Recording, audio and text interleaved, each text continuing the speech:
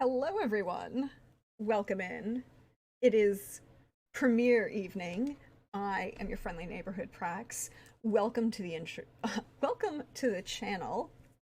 And that epic intro that you just saw was the wonderful gift of our dear friend Simon over on Wandering DM, and he was so kind to do that for us, and I really appreciate it. You'll notice that we are currently uh, two members down, but they will be back. They will be joining us, in a little bit. Well, Lindy will be joining us next week, and Trooper will be joining us in a little bit. So we're gonna get started though, and I will go last and do my spiel at the end, and I'm going to let everyone introduce themselves and just introduce your family name and just your family motto, and we'll go from there. We'll do a little bit more in a little bit. So why don't we start to my right on the overlay with the no, to my left. I can remember sides. To my left on the overlay with PB. Hey PB, how are you doing today? Hi, I'm doing great. What a fucking great intro. Holy, that was so cool. Today I'm playing the Walters family, and our family motto is respect goes a long way. Indeed. Thank you very much. And then directly below PB on the overlay is Pope. Hey Pope, how are you? Welcome back.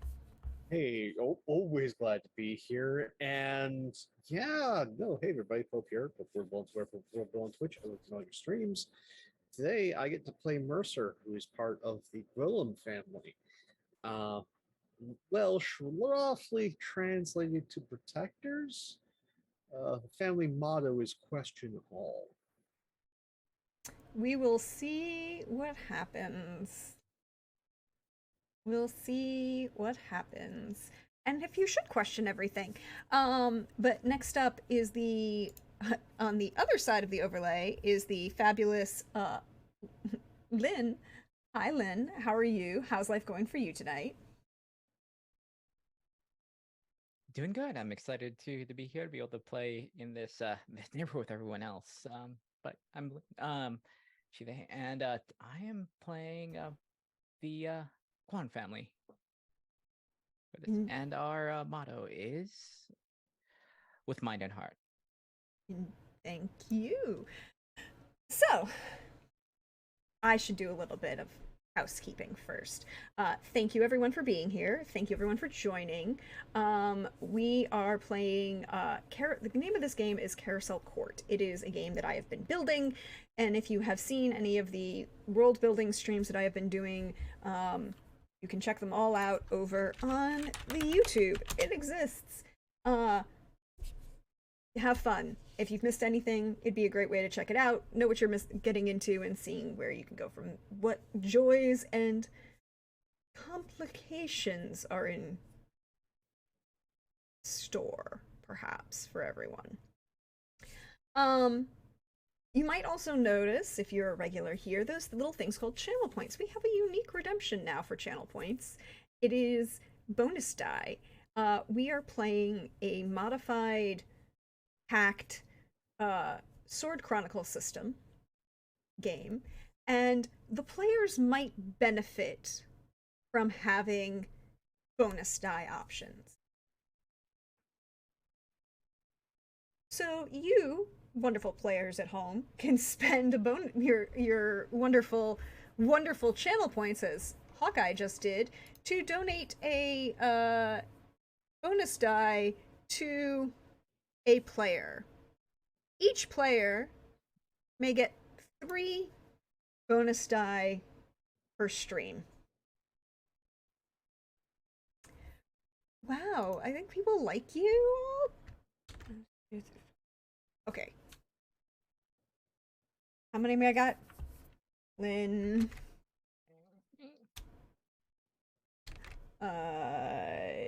PB, Lynn, Trooper. Okay, so PB's got 2 at the moment. Lynn has got, oh, there's a Trooper. Right. Sorry, I confused her. I was always worried that I would do this because it's 8 and then 8:30, and I confused our 8:30 with our 8. It's okay.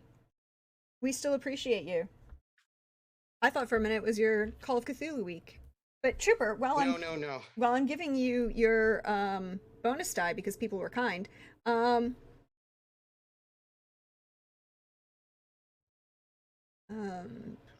wait, right? So it's 2 for PB, 2 for Lynn, 2 for Trooper. Or yes. I was so sorry about that. I was like, oh, we've got till 8:30. I was like, no, wait, we don't. Oh no. 2 for nope, don't want to move Pope.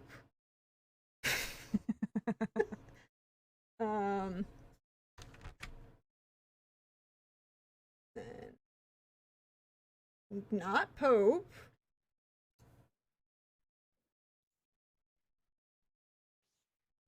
There we go. Oh, thank you for that wonderful resub, Trooper. So yes, so each player, the one from Kindness of Chat, may be gifted 3 bonus die. And then, thank you, Billy.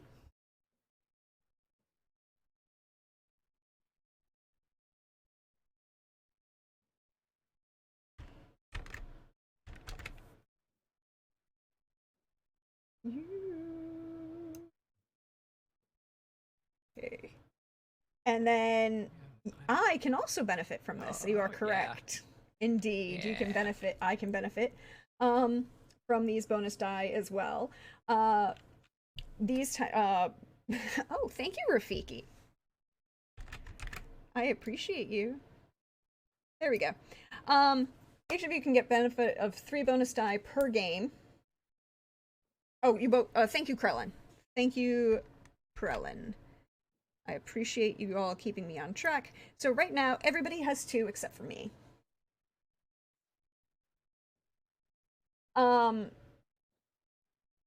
Trooper, you introduced yourself? Yes, you did.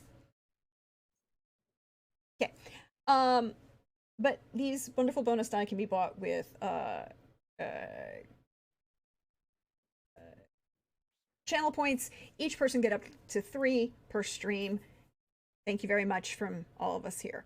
If you also want to, there are other ways you can support the channel and help us try and do fun, weird, interesting things that can happen. First up, there's a Ko-Fi. On that, I have a goal towards getting an additional camera, get a nice fancy camera that we can do more nice fancy things with. And then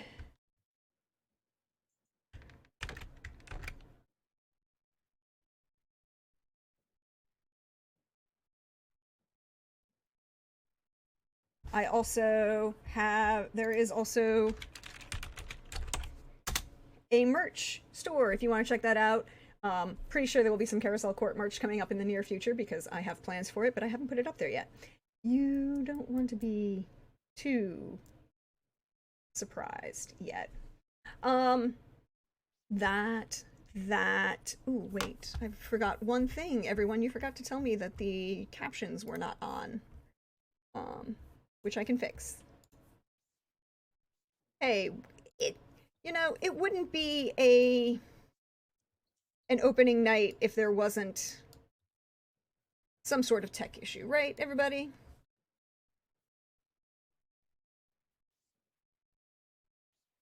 Everybody. Indeed. Okay, there we go. Now we have captions. Life is good. Gotta have tech issues, that's how you know you're streaming. Exactly. Hashtag pro streamer. But I am your friendly neighborhood Prax. Thank you again for joining us. Carousel Court, everyone, is a Southern Gothic urban fantasy set in the dear city of Savannah, Georgia, which is not the city behind me, but it's a nice shot. It is the year 1945. We are in the Carousel Court, well, not really brand new. A new push recently was to finish the subdivision. It was originally a minor plantation, not even really, just perhaps one of the local fathers' river houses. And the property was subdivided starting in the mid-teens after World War I, in the 20s, but then the Depression came and building kind of took a little bit of a halt in some of that. But now with victory in Europe declared, well, some new properties and new homes are being built in this subdivision. But we should know a little bit about when and where we are.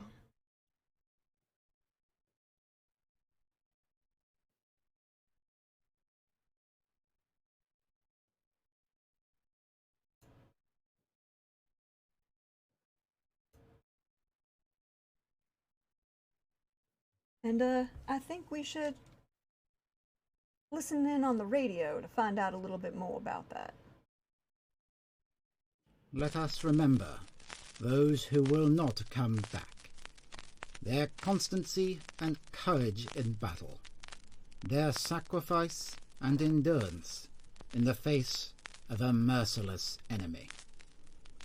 Let us remember the men and the women in all the services who have laid down their lives. We have come to the end of our tribulation, and they are not with us at the moment of our rejoicing. Then let us salute in proud gratitude the great host of the living who have brought us to victory. I cannot praise them to the measure of each one's service, for in the total war the efforts of all rise to the same noble height, and all are devoted to the common purpose.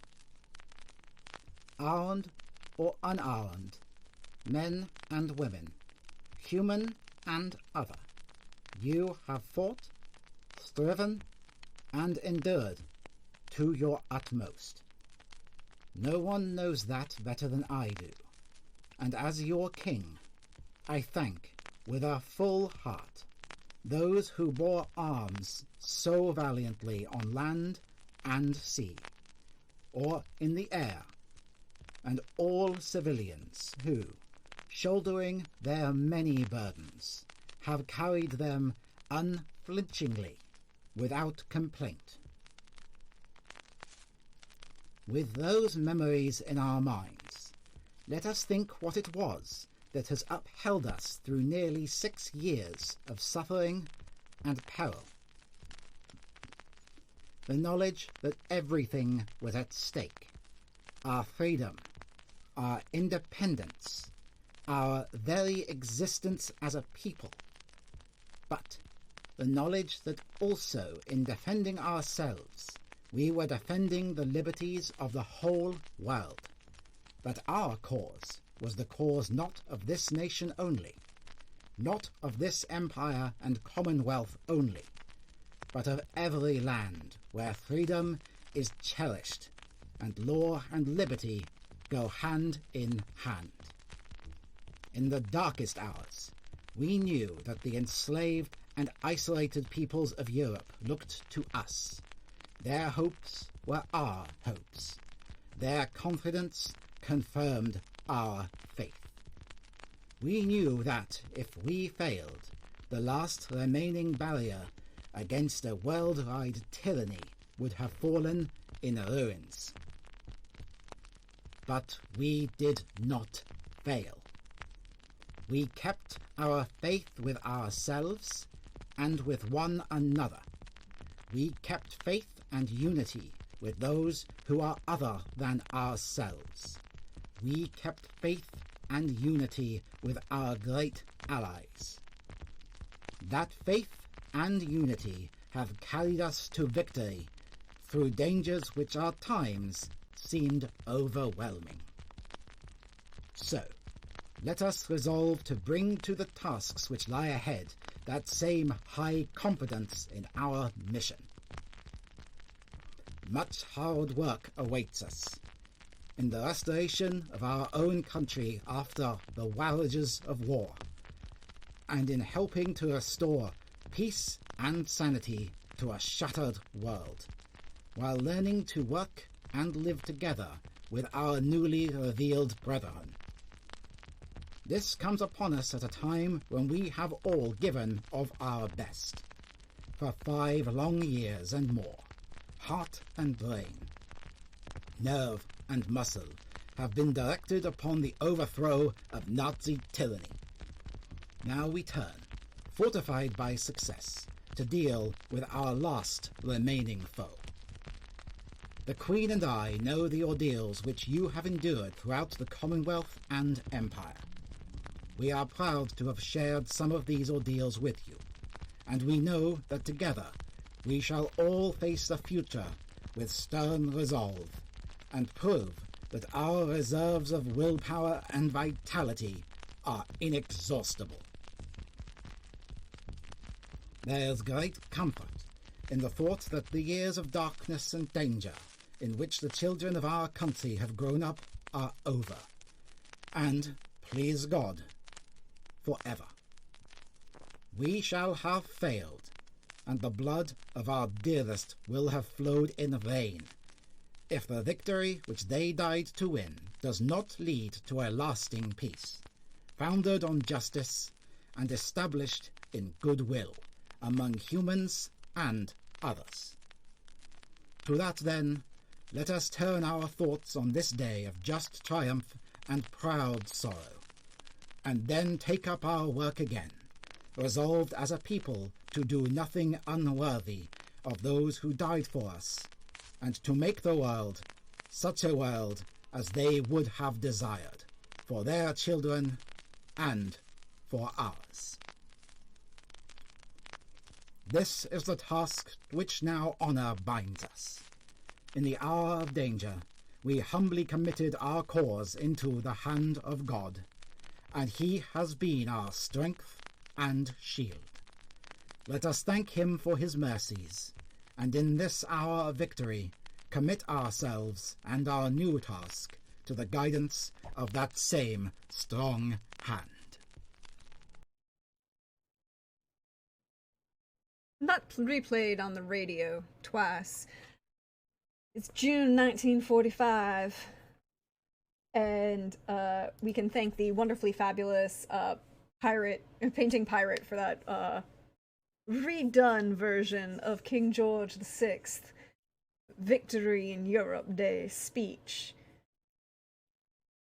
There is a small event that will be happening later today, starting around 1 o'clock in the afternoon, in that green space right across the roadway from the actual little cul-de-sac that's Carousel Court on Forest Drive.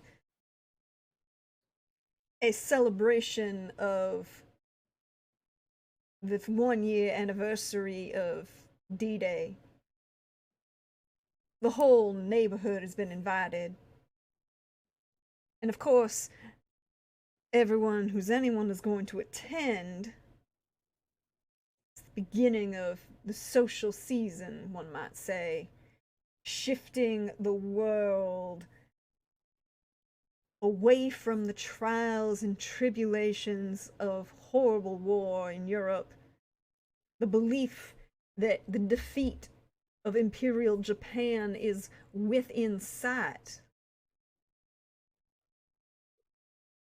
President Franklin Delano Roosevelt, who's just been elected for his 4th term, in January, was sworn in for his 4th term in January of 44, is now well established and wanted to bring a rise of joy, January 45. My bad.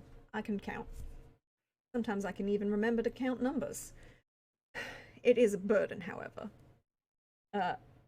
But Franklin Delano Roosevelt did declare the celebration of June 6th to be a federal holiday.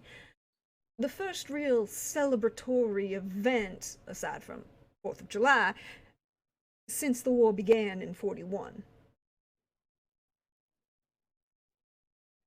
So I feel like we should start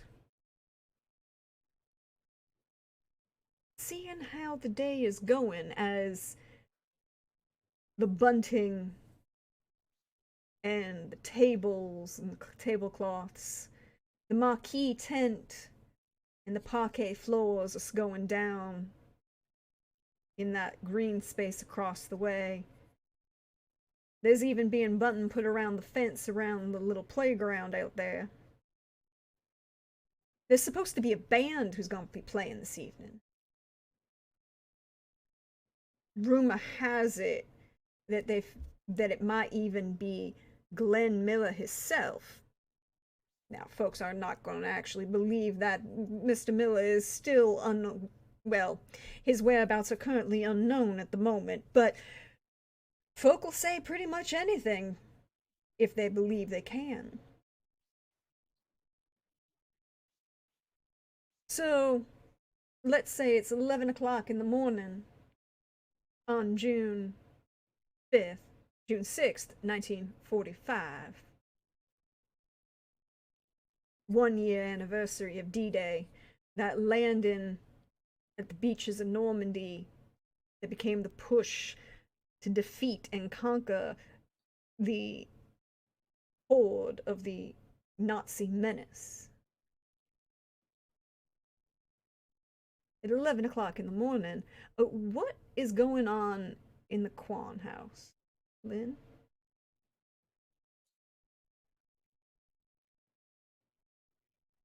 What day of the week is it? Hold on a sec. It's a federal holiday, and I had this written down. It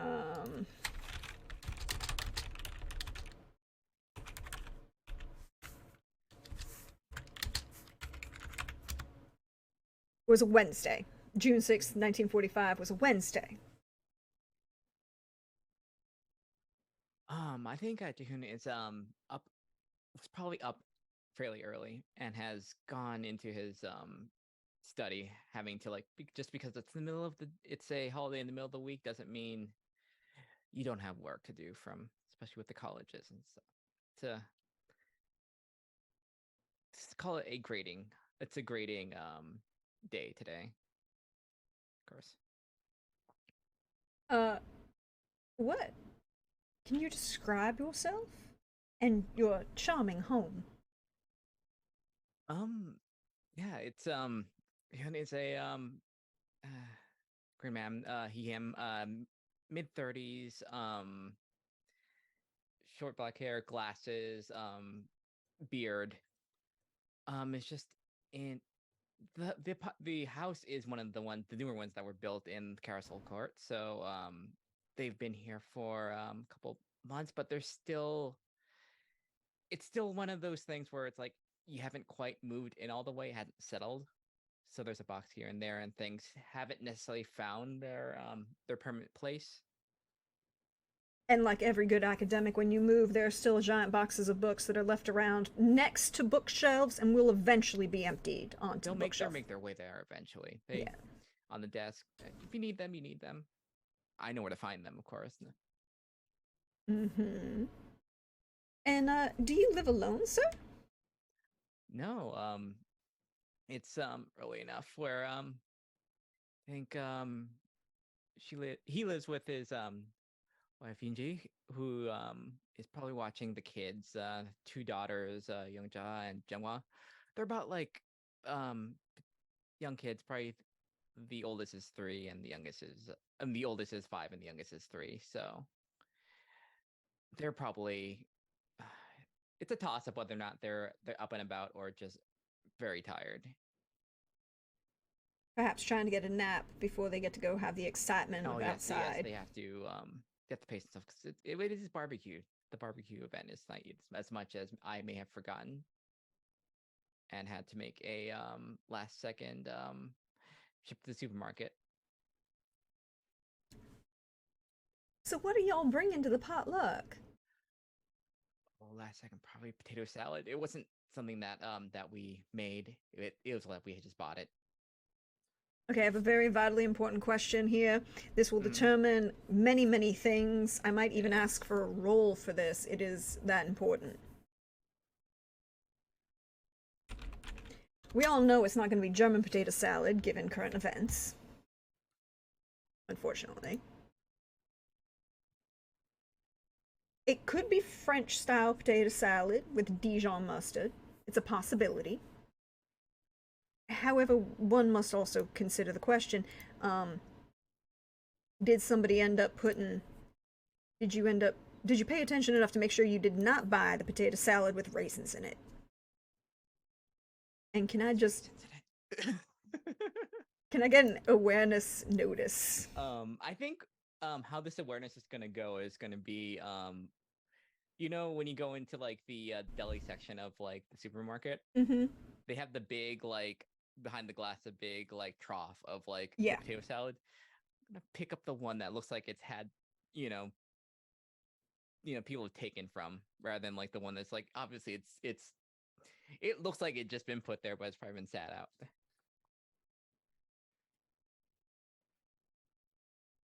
And Krella asks the important question, why would anybody put raisins in your potato salad? We do not know, but apparently there are folk who do.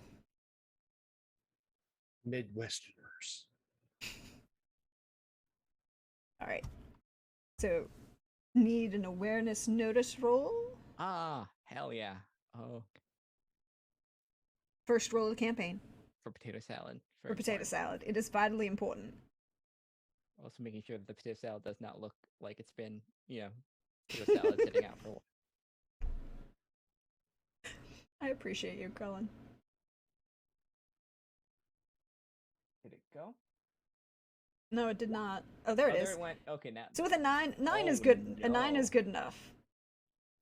A 9 is good enough. I mean, raisins are kind of noticeable most of the time. So also like on an aesthetic level, raisins just look. There is a recipe for potato salad with raisins that is discussed in the Fanny Farmer cookbook about why you should not do it, which tells me that enough people did that it ended up in Fanny Farmer. So you picked up a potato salad. Now, did you do it or did your wife? My wife. Probably. She probably went and got it. Probably. She probably went and got it. That makes sense. What do you grade? June. It's probably this is probably kind of a I mean, it's going to be on it's probably a summer course on mythology, what was it, folk stories, all that sort of things.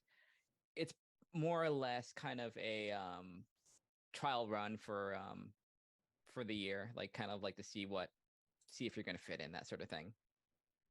A test course. Yeah. How's it going? Ooh. Should we roll for that? How I'm doing? I think maybe we should. I feel like this is a roll. Yeah. I mean, he's working hard, but I'm working hard, but I think this is a status roll. I think it's either status reputation or status. It's the same thing. Status. I don't have any dice in specialties, so we'll see how this goes.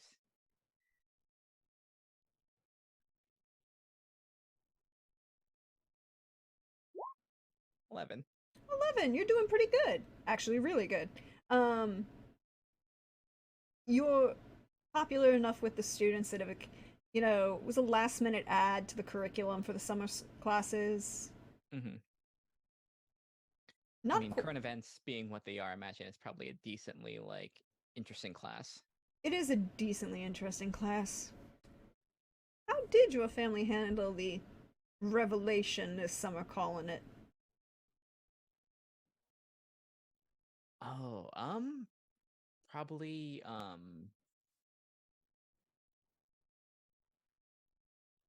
mostly in stride, I think. Considering the types of work that I do, the how this is going to go, how this is going to handle is they might have a bit of a leg up, considering like they were brought here with the government and working slightly for them. Probably has some just being how regular people react to it is probably they've cautious, but a little bit optimistic about it. There's a lot going on, and maybe in the churn of like changes of this might be a little easier to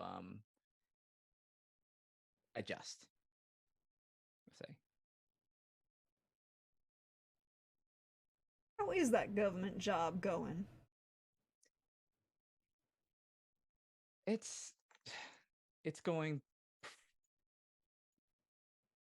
It's hard having it's there's a lot of schedule changes, last second schedule changes that need to be. It's a lot of late nights. It's a lot of burning the candle at both ends. So this grading would have been done earlier. This grading was probably from an assignment probably earlier in the week that needed to be done. But because Sam calls needs your expertise in certain things, needs papers researched. Kind of have to.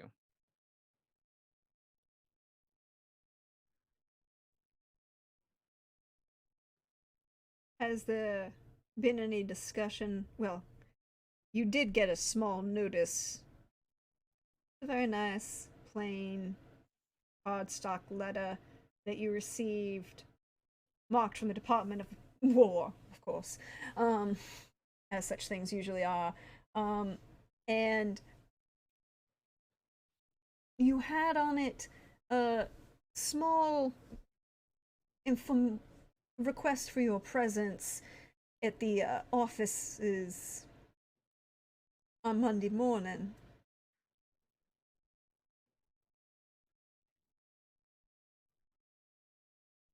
Given the push in the Pacific,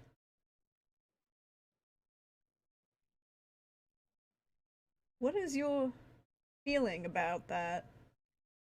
What's going on right now? There's like about the situation in thing or the summons or the Both or either. there's still some like deep concern about what's about the Pacific Theater at this point. Korea is still a territory of the Imperial Japan, and with the war, hopefully like has at this point turned. Well, I mean, the Battle of Okinawa is ongoing. Mm-hmm. It's uneasy about what the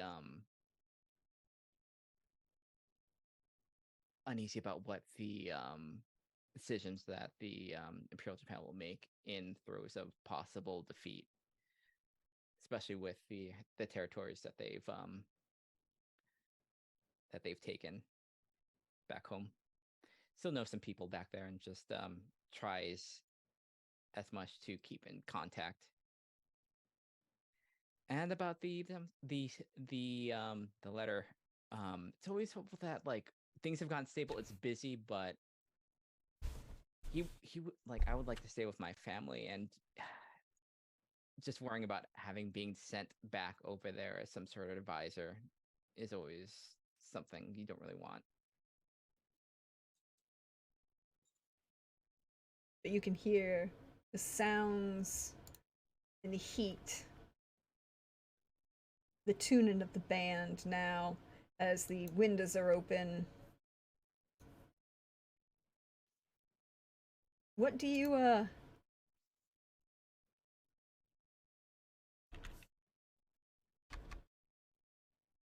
what do you think of the music that's playing? This big band, jazz, kind of swing. It's pretty pleasant. I think being spending the interim time between moving here and being back home, probably heard it frequently. It enjoys it. It's at least sounds upbeat, and it's different enough where it's like it's a little exciting. And as we pull the camera back out of your office covered in papers, at the desk trying to get some grating in with the window open, and it's a good double hung window in the south. You have the best air conditioning money can buy of 1945, a window that opens from the top and from the bottom. Get some nice good circulation going in there. I think it's also the fact that maybe the office faces the backyard, and like the girls are probably out there and just every once in a while just have to like look over the window, make sure everything, they're not doing something they're not supposed to. And then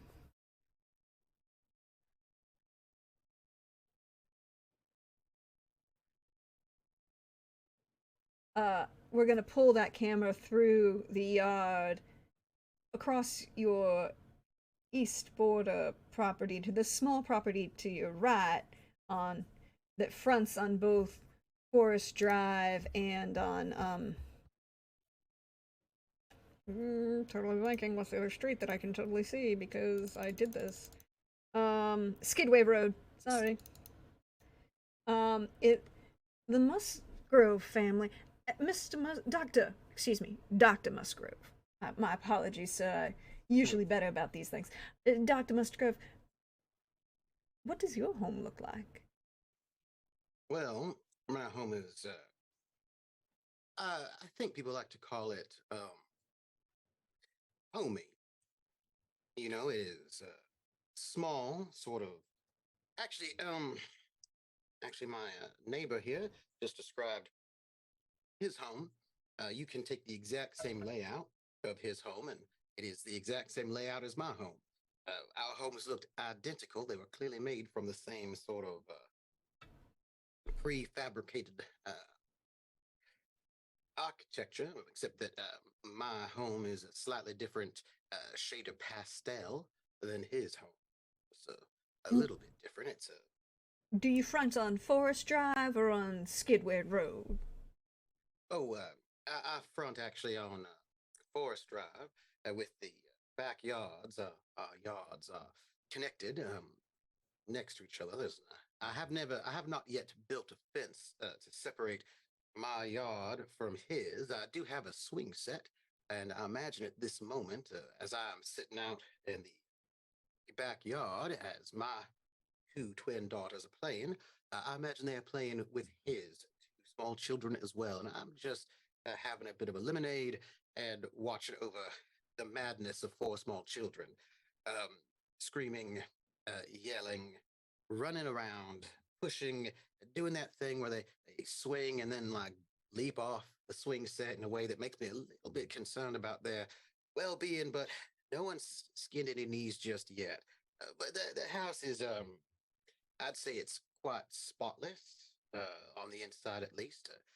We have also, similarly to my neighbor, just moved in, but I would say that we have completely unpacked as much as possible. But we are also new in the court. People here don't know us so well, although my neighbors and I have some small little peanut heads in common, and that has led to many a night playing bridge and enjoying each other's company. Indeed. But what do you look like, Dr. Musgrove? Yes. Well, I look like a. Oh, I suppose I take after. Well, nonetheless, I've got dark, dark eyes. Don't look closely, and they might look black, but very dark brown. My hair is black and uh, sort of a loose sort of curl. I kind of keep it um, cut short. I've got a bit of a, I'd say it, some people might call it a tan. I might call it a tan. Other people might call it deeper than that. Um, Straight sort of nose, pretty good jaw. I'm actually a pretty good age, 27 years old. I have lived quite a life. Of course, I'm married. Would not be unmarried at 27. That is a sort of bit old to be unmarried. But yes, and well, some people, if they know their well history or their geography quite well, might notice more than a more than a bit of Muskogee blood within me. Uh, take after that side of my family, I suppose. Um, I'm dressed as it is after all a holiday. I'm dressed in a bit more casually in a nice sort of a knit short sleeve shirt, and I have my pipe and reading glasses, as it were. But my wife Nellie is inside the house. She's I knew you were going to ask, so I'm going to let you know now because I don't want to, I like to be efficient. Making pie. That is what she'll be bringing to the potluck. It Oh, will be a peach pie. a peach pie or a cobbler, sir? No, no, it is a pie, not a cobbler. Ooh, very intriguing. I am indeed intrigued. Hmm. I thought you would be. I could see how it was going. I could see you were going to ask those difficult questions. That whole thing with the raisins, I wanted to get ahead of the whole situation. I did not want any sort of raisin gate happening over here. And by the way, gates, those are things that happen in fences. And whenever you have too high of a gate, it causes trouble. That's why we use the suffix gate for things that cause trouble. And you don't think bringing a peach pie to a Savannah, Georgia potluck is going to cause trouble? Well, I assure you, my wife's pie is the best peach pie there can be. And so I assume there will be no trouble at all. Perhaps the only trouble that might happen is that perhaps them exceedingly wealthy families might be jealous of how good the pies are that come out of the small corner uh, by Skidway Road at the Carousel Court. Well, indeed. And what is your feeling about the music coming, as you can hear it start being tuned loudly from the green space across the way? Hmm. Well, this is, if I might speak freely, Of you don't course, mind. sir. Well, this is a bit newfangled. I feel as if this sort of music is not nearly as hot as Benny Goodman. I find that Glenn Miller is a little bit too smooth for my liking, a little bit too, well, I will say that when it comes to big band swing, I think it was much better about 7 years ago or so. I wouldn't want to think about Ellington and Goodman in that time, and now I feel as if it's just becoming a little bit too boring. Boring, really? Mm. Yes, it's not nearly enough jazz for my taste. Oh, not enough jazz. Oh, I understand that. No, So I take it you're not a fan cannot of Perry dance as Como, well. then? No, no. I want my jazz to be a bit hotter. This is why, by the way, we're bringing the peach pie and not something spicier like a gumbo, which my wife is excellent at preparing. But I figured perhaps not bring something too spicy. I don't know how everybody takes Oh, you in spices. Savannah, honey. It'll be totally fine. Zydeco has even had a couple performances. Well, there have been a couple performances of Zydeco, mostly out on Tybee, it's true, but it's really kind of a embracing moment here.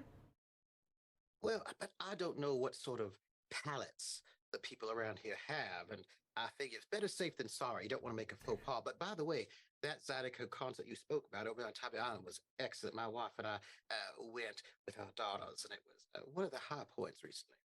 I will also say you can smell coming from your northern portion of your property around the piece of that border that you haven't put a fence. Although you did see that there is a little bit of a fence in. Not really a fence, more like a large plantings, shall we say. Oh, And the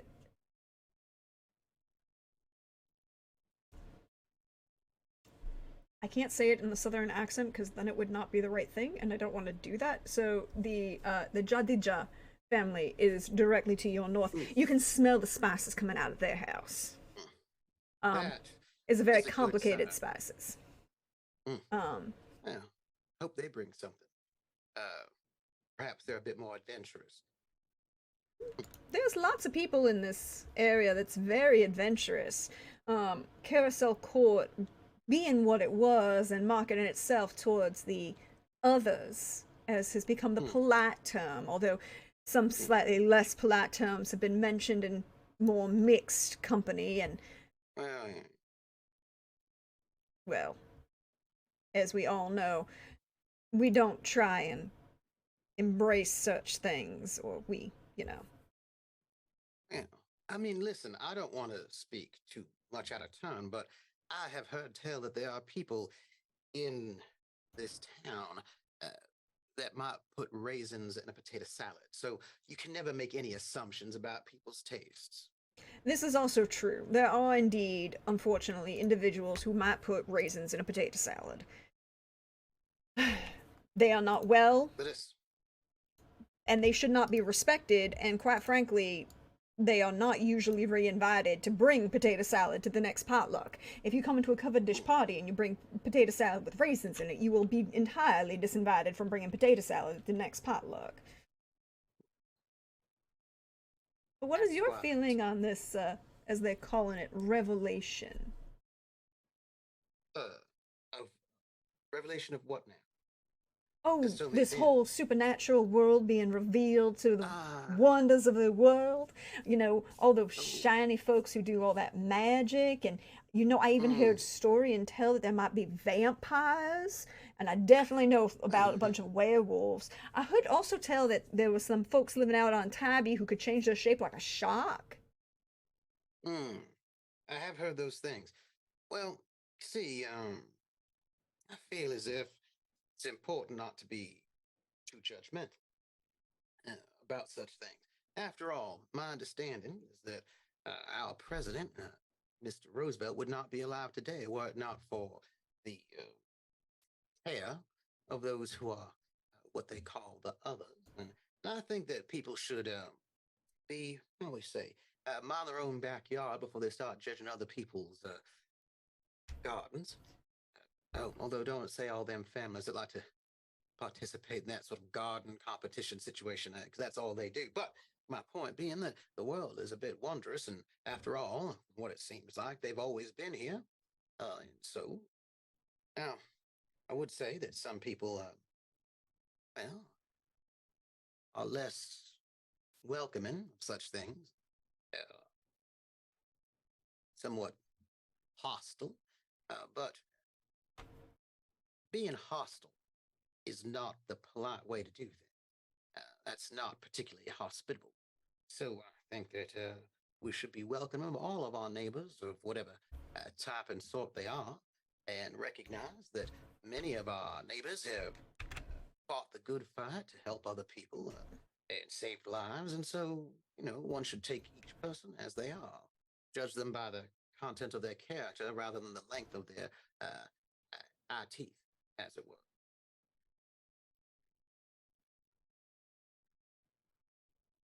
Perhaps. Perhaps. Very interesting Oh, opinion, Mr. Doctor. thank you. You look like you have a Say, question don't. for me, sir.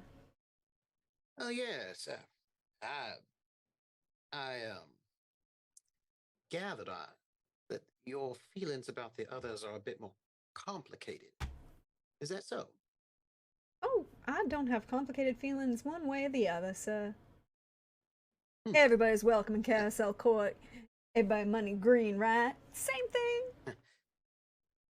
I suppose that's right. But I mean, there's more to life than money, after all. Yes, that's true.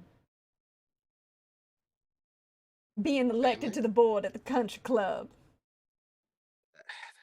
There's more to life than just that as well.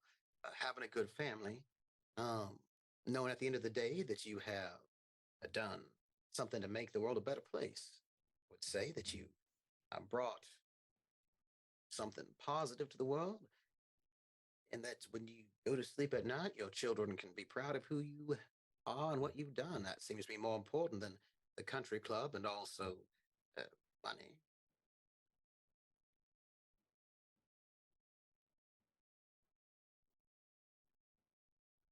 Bless Hmm. your heart. You're so.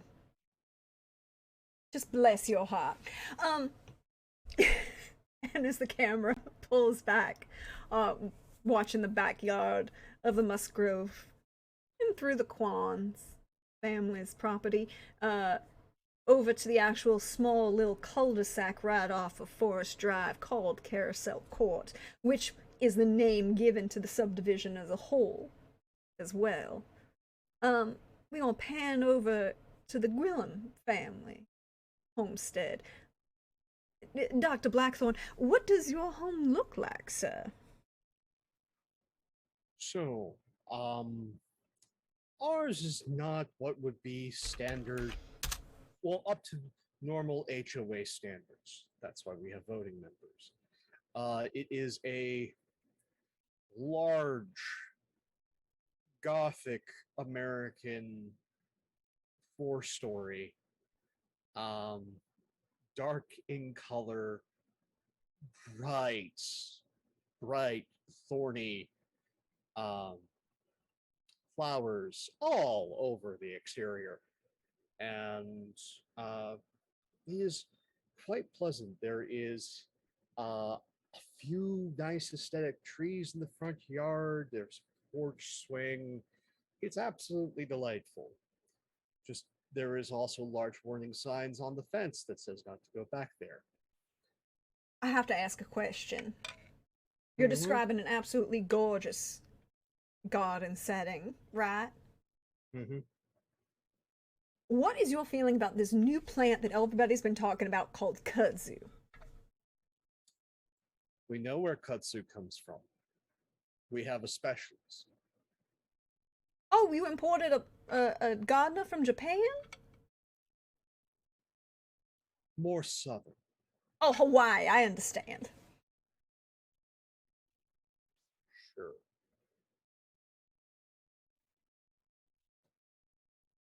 What do you look like, Dr. Blackthorn? Pope loves classic Hollywood, and as such, with trying to evoke Mercer, think Peter O'Toole circa Lawrence of Arabia, um, permanent 5 o'clock shadow, that sort of haunted look. Yeah. I have a very important question for you with this description of Peter O'Toole and Lawrence of Arabia. Are we talking about Peter O'Toole and Lawrence of Arabia in like the first half of the film, or in the second half of the film where he went a little bit sun mad? This is the first half before the bloodlust kicks in. Oh, okay. I mean, that's fair. That's valid. I mean, To go along the lines of, the trick is to not mind the difference. okay, so we're talking like early Lawrence of Arabia, not the end, and also not when No. he's in Caligula. Oh, that's very good. What are you doing this Wednesday morning? 11 o'clock is you folk are setting up for this event. Waking up for the second time today, Oh, when did you wake up the first time? 5 a.m. Why, pray tell? The flowers do not take care of themselves. Oh, it is better to make sure that you get all your gardening in the sun done early enough. You do not want to be out in June in Savannah. Well, it also conserves the water. You want to be mindful. Of course. You need to conserve, well, conserve it a little bit. You know, you're close enough to the river and the swamp that it might be fine. No, we do what we can. Um, Also, they tend to grow better if you water them at the proper time. Um, that and making sure that the right people in the house were awake to make certain that both the deviled eggs, the devil's food cake, uh, and that the bottle of the 1917 apple and juniper berry cider was retrieved and then put in the chill chest. Ooh. How many bottles are you bringing? 2. I have a very important question for you, sir. Yes. What is your opinion of the, well, there is a individual who has been pushing for the local homeowners association to participate and ensure that all events in the homeowners association are dry events. What was your family's vote on that? Just I wonder. I believe the family member brought up the fact that that voting member has never been on a battlefield and that the vote was very clearly for not having dry events. Well, that's just the right vote. I mean, to be fair, they are good Baptists, and That's nice to hear, though I don't think I agree with the term good Baptist, but sure.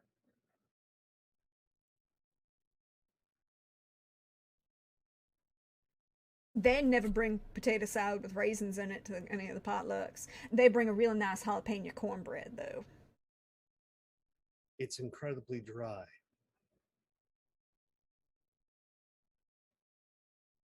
You, sir, are you insulting my cornbread? Cornbread is supposed to be served sweet and moist alongside a nice traditional pot of honey. Jalapenos have absolutely no business in cornbread.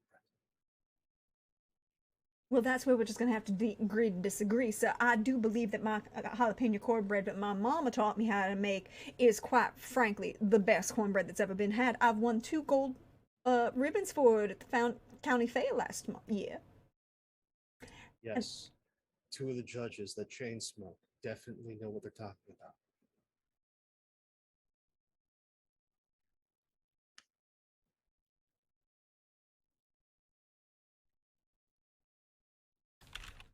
Mm-hmm.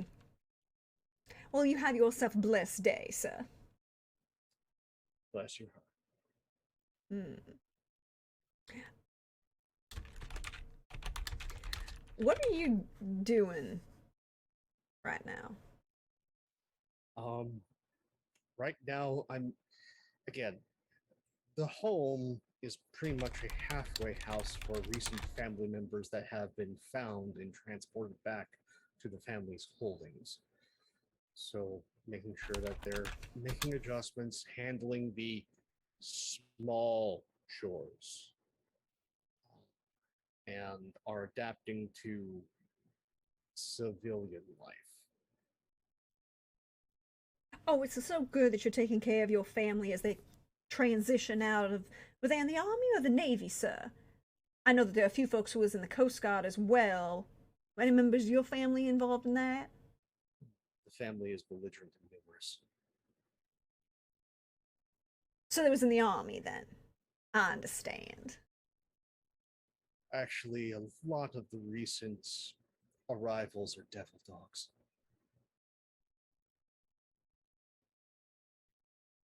You're gonna have to explain that for the folks at home. Marines. Oh, them poor unfortunate souls who lost their minds. That's a manner of putting it. Well, no, even the Army and the Navy think that the Jarheads are not right in the head. I believe currently going on in a very specific battle. Oh yes, that is true. The Okinawas, we are very proud of them.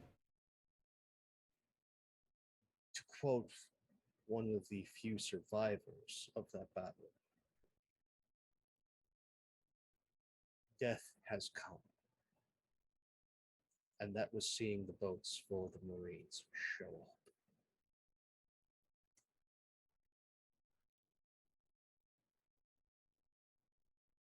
To be honest, the Marines have done quite a good job of selling and showing how the might of the American military, from starting with, Guadalcanal, was a big showcase for their abilities. Yeah. Also, reminder to all, even back at this period in time, there is no such thing as an ex-Marine. Nope. There is one instance where an individual may be considered an ex-Marine. Yes, but it's just textbook. It's usually when they have been convicted and then dishonorably discharged and sent their ass to Leavenworth. Kansas, not necessarily the most gorgeous state in the Union. I hear it's very flat. It's flat, and the people there, still to this day, the number one pastime is marking time.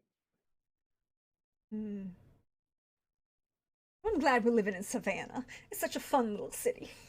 Yes. But no, making sure that they're making their transitions, because it can be very awkward going from, normal, very regimented work to all of a sudden finding yourself, in entirely new surroundings. Well, I'm glad you're taking care of our boys as they're coming home. Yep. So as you wake for the second time in the day, you can hear the sounds of jazz and swing coming from bandstand tuning up. What's your opinion on the music, sir?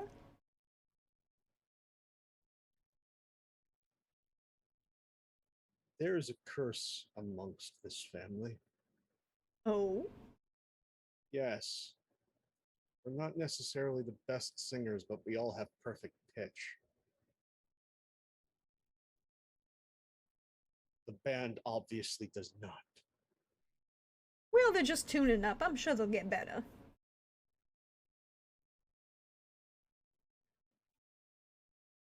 Sure.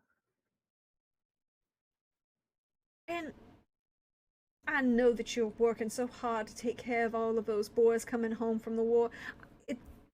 I just need to know, how is your family reacting to that revelation? The family has made many shrewd investments over the years. We're fine. Oh, I didn't mean about the stock market. I meant about, all those other folks who are coming out of the woodwork. I even heard that there might be vampires. I know that I heard the story of my cousin who saw one of those individuals jump off a pier and turn into a shark over on Tybee. Everything is at once true and false. We are prepared.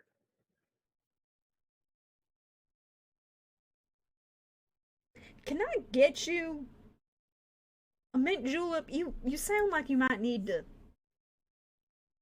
imbibe something a little bit more relaxing. If it's strong enough, it then becomes medicinal. Oh, honey, I got the perfect bourbon for you. And we're gonna pull the camera back through the backyard of the Gwillem house as it edges around the Eldridge estate, another stately home on this little Carousel Court. Through small house, small two-story house of the halls. They run a sundry store and a soda fountain in town. Over to the property of the Walters family. Mr. Walters, what does your home look like?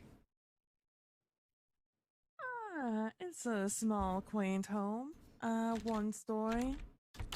It has, beautiful old rustic wood paneling. Weathered little thing. The maybe the trim needs a little bit of painting and, not a lot of off days to get around to doing so, but it's an option. One day at least. Um, there's a small little garden in the front. With just a couple of native flowers just growing there. Maybe not the most aesthetically beautiful thing like a couple of my neighbors down the way, but it's wonderful for the environment and they smell mighty fine when you're walking out the door in the morning. Oh, what kind of flowers are we growing? We have enough How, jasmine on that line. how dare you ask me what the native flowers of Georgia are? Yeah, sure, absolutely. I'm sure that jasmine is absolutely a native flower here to Georgia. It is Um, indeed, actually. oh, it is awesome. Heck yeah, I'm glad one of us knows. Yeah, a beautiful, a few plants here and there of jasmine, and then an assortment of a couple of plants here or there that are, that my wife really liked. Hmm. Flowering, or was she planting a victory garden? Some good vegetables. The Victory Garden, that's in the back. In the front, we've got the beautiful one, the one that like cheers you up when you're coming back home, and the one that gives you energy when you're leaving the house. Hmm. So roses are lantana. Lantana. We're not a Rose's house, down here. Lantana is absolutely gorgeous. It comes in a variety of colors. It is, in fact, indigenous to the entire eastern seaboard, almost all the way down to North Florida and all the way up to Maine. Different varieties, of course. Shades of sunset and daisy yellow, white, sliding scale of mixed colors. Something that might look like that bright sunset into the west. Which kind of Beautiful. lantana did your wife plant? Well, we started off with some sunset lantanas and also some white lantanas, but over the years, they've just kind of become a little bit more and more pink as time has gone on. So a mixture of a little bit of A, a little bit of B, but they're mostly pink nowadays. Also, side note, I can confirm that that actually is true, and it's a great deterrent for deer and other things that might be eating in your garden. So, a perfect thing to plant in front of your house. They also grow like a weed in Georgia and can grow up to about 24 inches tall and about 36 inches wide. They're huge. I love them. Um, but what are you doing this morning? What time did you say it was? Like About 11 11? o'clock. Yeah, maybe, like 11 o'clock. The invitation Uh, for the event was for starting at 12, but who shows up on time? I believe it's a holiday, so the store is closed, and finally getting around to a little bit of housework. Now that there's a little bit of time, at least. So I've been out back, s- doing a little bit of woodworking, making sure that the house stays standing. Because we're coming up on hurricane season, and we want to make sure that the house will stand when there's a mighty blow coming. mm-hmm. Speaking of, there was this horrible hurricane in the 1890s. How'd your family come out of that? That's a phenomenal question. The hurricane didn't do us much harm. Really, just kind of blew right past us. Although the garden was a little worse for wear, that's for sure. Or at least that's what I'm told. It was a little before my time. Oh, of course, you know.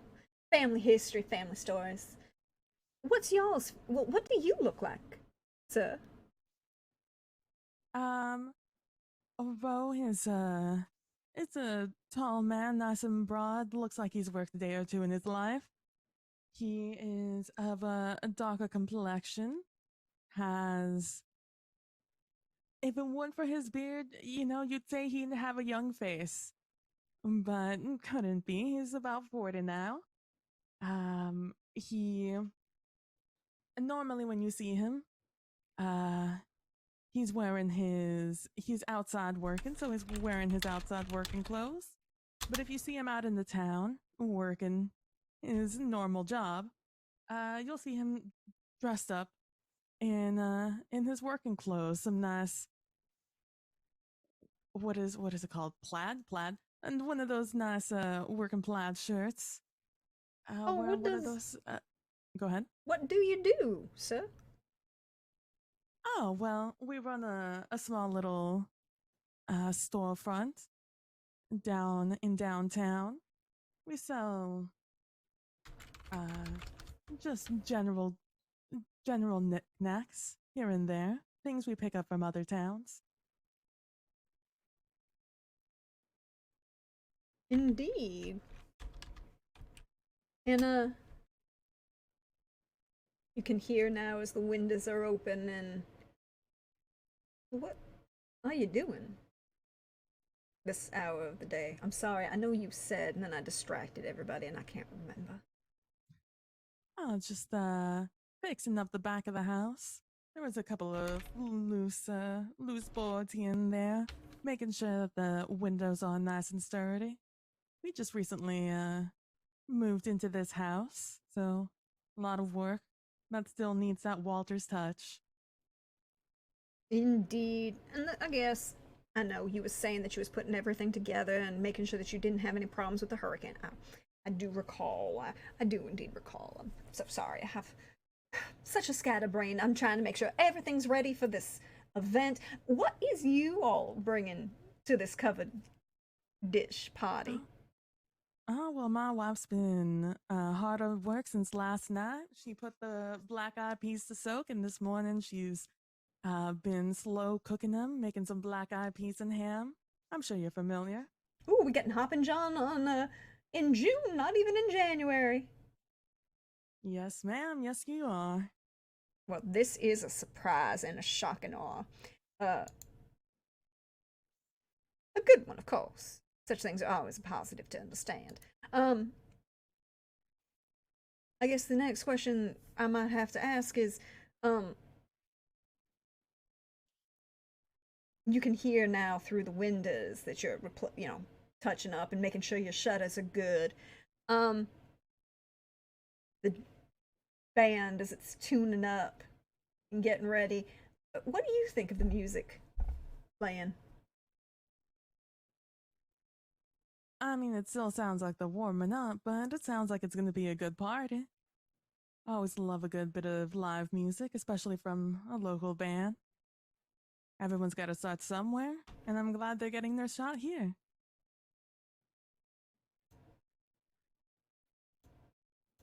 Well, I'm glad you're enjoying the music.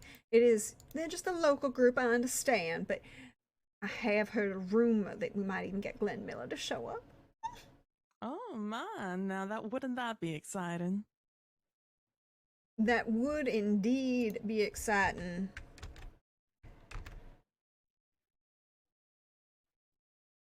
Something that you could happened. And, you know, I know folk are saying that he disappeared, but really, given the revelation that happened, how can you even believe somebody's dead until you see the body? And even then, I've been hearing folks saying that people with dead bodies getting up and walking around. Bless our Lord and keep them far away from me. I'm sure they're fine folk. I mean, what would you say if Glenn Miller came back? I don't think you'd turn them away. Even if he did come straight out the ground. Now, that would be an entirely different possibility. I mean, we're not talking about a dead body. We're talking about, you know, a nice individual and bringing them back. I'm just saying that, you know, this shambling corpse kind of thing. What is your feeling about this revelation that they're talking about? I think it's about to make life very, very interesting. Not that it wasn't already interesting, but hopefully it's going to lead to something a little bit better. I mean, if the good old FDR can get past whatever resignations he may have had to get better and give us a fourth term, then I think I'm okay with whatever's about to happen. As long as we all stay safe.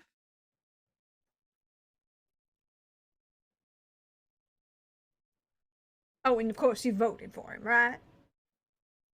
FDR, I sure did. That good Southern Democrat, everybody should. My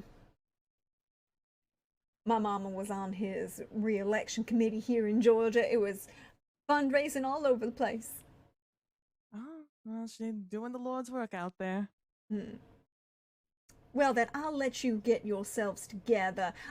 This party gonna be happening at noon. Well, that's when things are gonna get started, and the children come and play these games and everything. And then, of course, there's gonna be food going all day and all. And then, of course, dancing. And then in the evening, we got excuse me, Mr. Grimes has agreed to run up and do the fireworks display. Oh, now that is going to be exciting. Isn't it though? I have heard such wonderful things. You know that he was in the army, right? And he apparently was part of the artillery corps. Oh, so he's gonna know a thing or two about these explosions. Well, that is our belief, and I think indeed it would be a wise one to embrace. Well, I'll leave you to it, but make sure to save me a dance. Me and the missus love dancing, even if it is to a local band. Well, of course, dancing all around. Everybody should enjoy some dancing. And with that, I think we're going to take the break for the evening as we've introduced everyone who's here for tonight. When we come back, there's a party going on, and the whole neighborhood's invited. And to continue the grand tradition in this channel, I have also made a collection of a Google side of NPCs. You all are welcome. It is not complete yet. It will be shortly. But a large number of the families that are, well, important in Carousel Court are represented. And while we are on break, you might want to take a little listen to some things that might be happening. But take your time, stretch, refresh yourselves, and we'll be back shortly. Bye, everybody.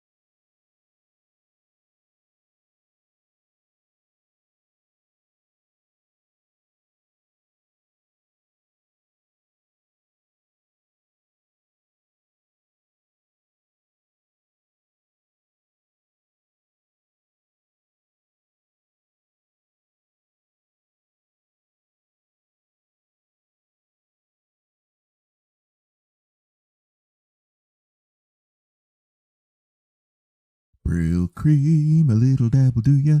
Brill cream, you look so debonair. Brill cream, the gals will all pursue ya. They'll love to run their fingers through your hair. Brill cream, a little dabble do ya? Use more, but only if you dare. But watch out, the gals will all pursue ya. They'll love to run their fingers through your hair. Brill cream proudly now uses only beeswax sourced from English druid beekeepers. Add a little touch of magic shine to your hair.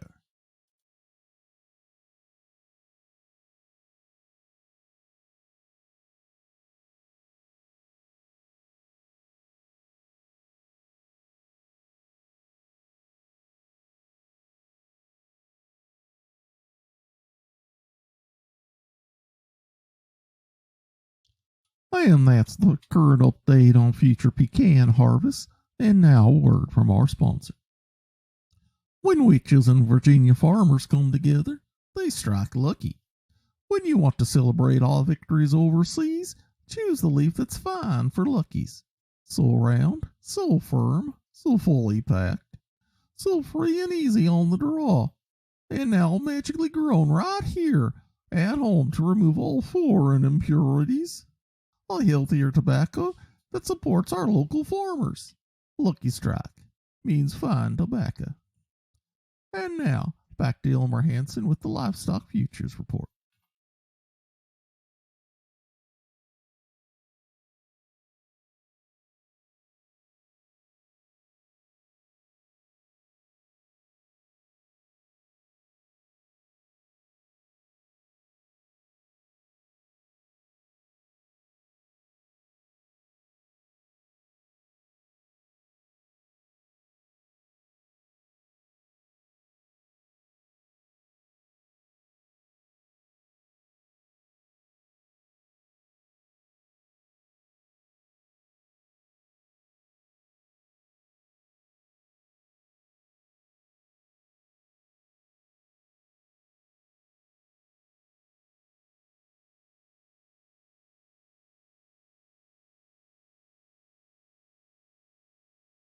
Everything for the boys.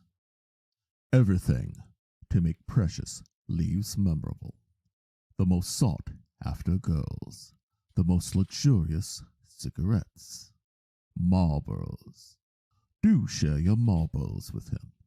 Marlboro's subtle, dryad blessed, magical enhancements add zest to smoking pleasure. Lavishly blended, dryad grown tobaccos, which cheaper cigarettes cannot possibly afford. Now, with new flavor options, Marlboro, the cigarette of distinction.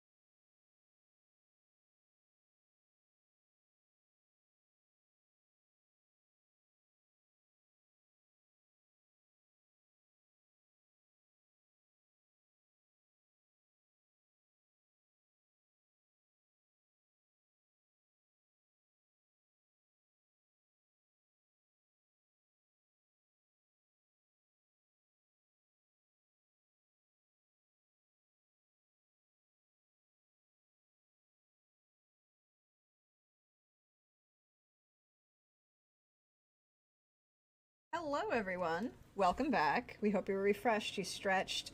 I want to give a big shout out to the wonderful KY Hawkeye who did those fabulous period and setting appropriate ads from your old timey radio. We appreciate you, Hawkeye.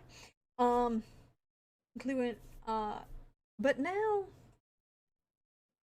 I would be remiss if I did not let you all know that it is by now 12:30, a little bit later in the afternoon.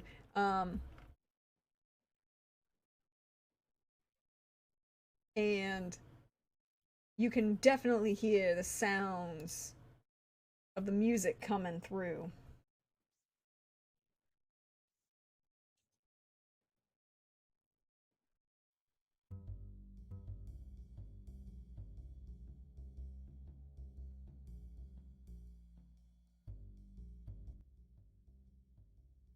Now, our party's not going to be started until the sun goes down because of some of our guests. Is that correct?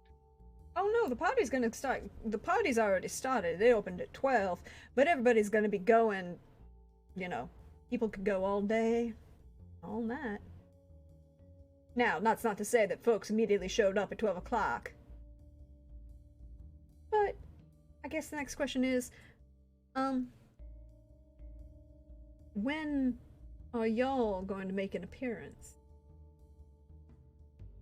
As you can smell that pork that's been that pig that they put down to smoke yesterday and been going all day and all night.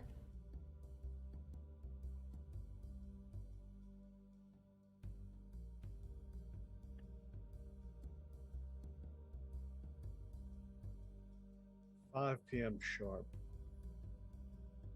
5 o'clock for the Dr. Blackthorn. Doctor, do you attend by yourself, or do you have +1, as they say? For this shindig, it's just me this time. Considering the current political climate. Oh, I mean, that's fair. And, Dr. Musgrove, when do you and your family make an appearance? Well, that's a bit of a tricky question. I suppose it would depend a little bit on when the pies are ready, and also when my good neighbor will be heading over. I don't like to arrive. I don't like to make an entrance. You know, I prefer to arrive with other people, just sort of blend in. I don't want to be fashionably late or too early. I want to be just right in the midst of a hassle of people all at once. So if my good neighbor to my east is going to be heading out, I think I'd be heading out with them. I mean, to your west. Well, I thought this was no, that's the correct. North was north. Up is north, and Quan is to the west of Musgrove. West. Never eat shredded wheat. Thank you. West. Let's remember. Oh, I do declare, I am so sorry for those of y'all playing on at home. I left something out. I need to show you. Oh. What? I should show everybody at home this fine map that y'all have. Oh, yes. That you can see it. I should even put it in the Google Drive. You should. See everybody's named on their homestead, as it was, their plot home. Now, is our party happen right there in the court itself? No, not right in the in front of court. all the- On this, this nice big green space between Forest Drive and Skidway Road and the Pine Road. Just the south of... Just the south of Forest us. Drive, yes. Just the south of y'all. This big open green space that opens out into, like, the, there are a couple more houses to the south on this little other road that's over here. I can actually show you on the whole thing. It's a bit big, though. But this open space here is, there's picnic benches and some nice green space, and there's a playground for the children, and of course, now that they've put up, some bunting along in the trees and along the fence line, and some a marquee tents with a parquet floor for some dancing. Mm.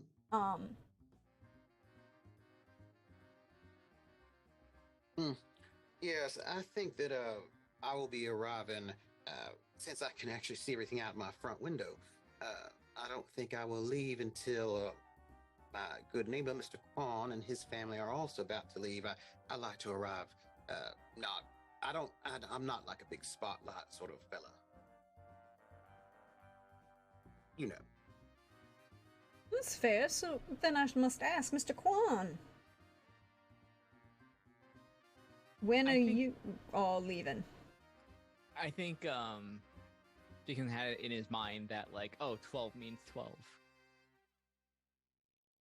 And was in the process of getting ready before or he was probably pointed out that look outside the window, no one's there yet. Just you can take a nap or something like that before that. So imagine around 3 or something like that. Okay, so 3 I think all o'clock? the pies will be chilled, but will all be settled by then. Yeah. You got to calibrate that between the calibrate for the activity level of the children, and we don't want to send them too early to bed. They're gonna wake up super early. You don't want them to they're gonna pitch a fit and get grumpy if they don't go to sleep at a certain hour, even though they want to. Yes, but if you're gonna be heading out about 3, then I imagine if you wanted, we could go together. But also, I wouldn't want to leave out the other one of our, Three Musketeers.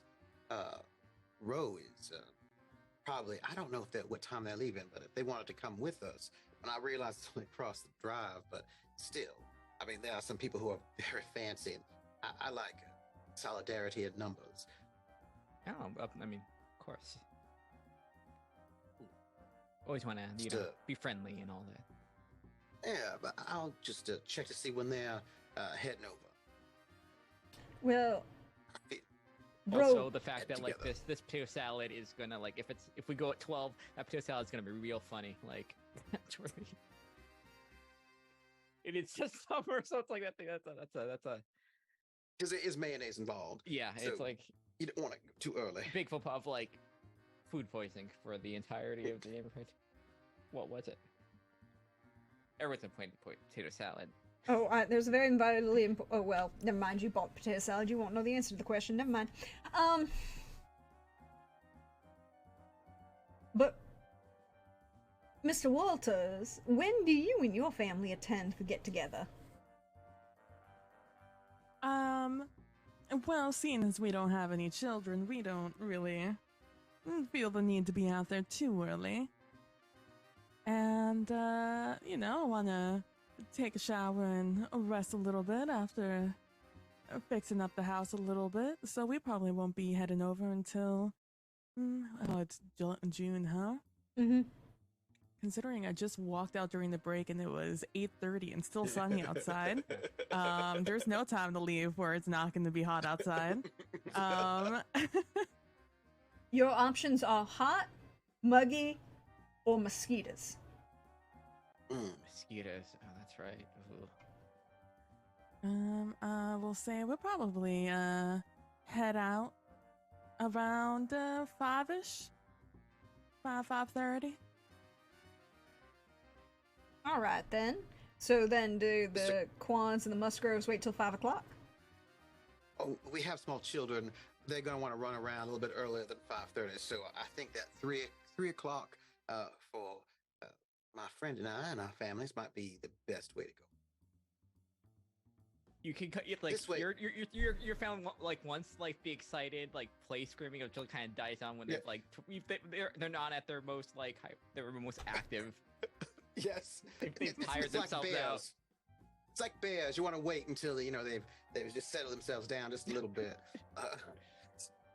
You don't want the full. Animals. You don't want the full pack of no children. Rabid Rabid, rabid children. Just wild.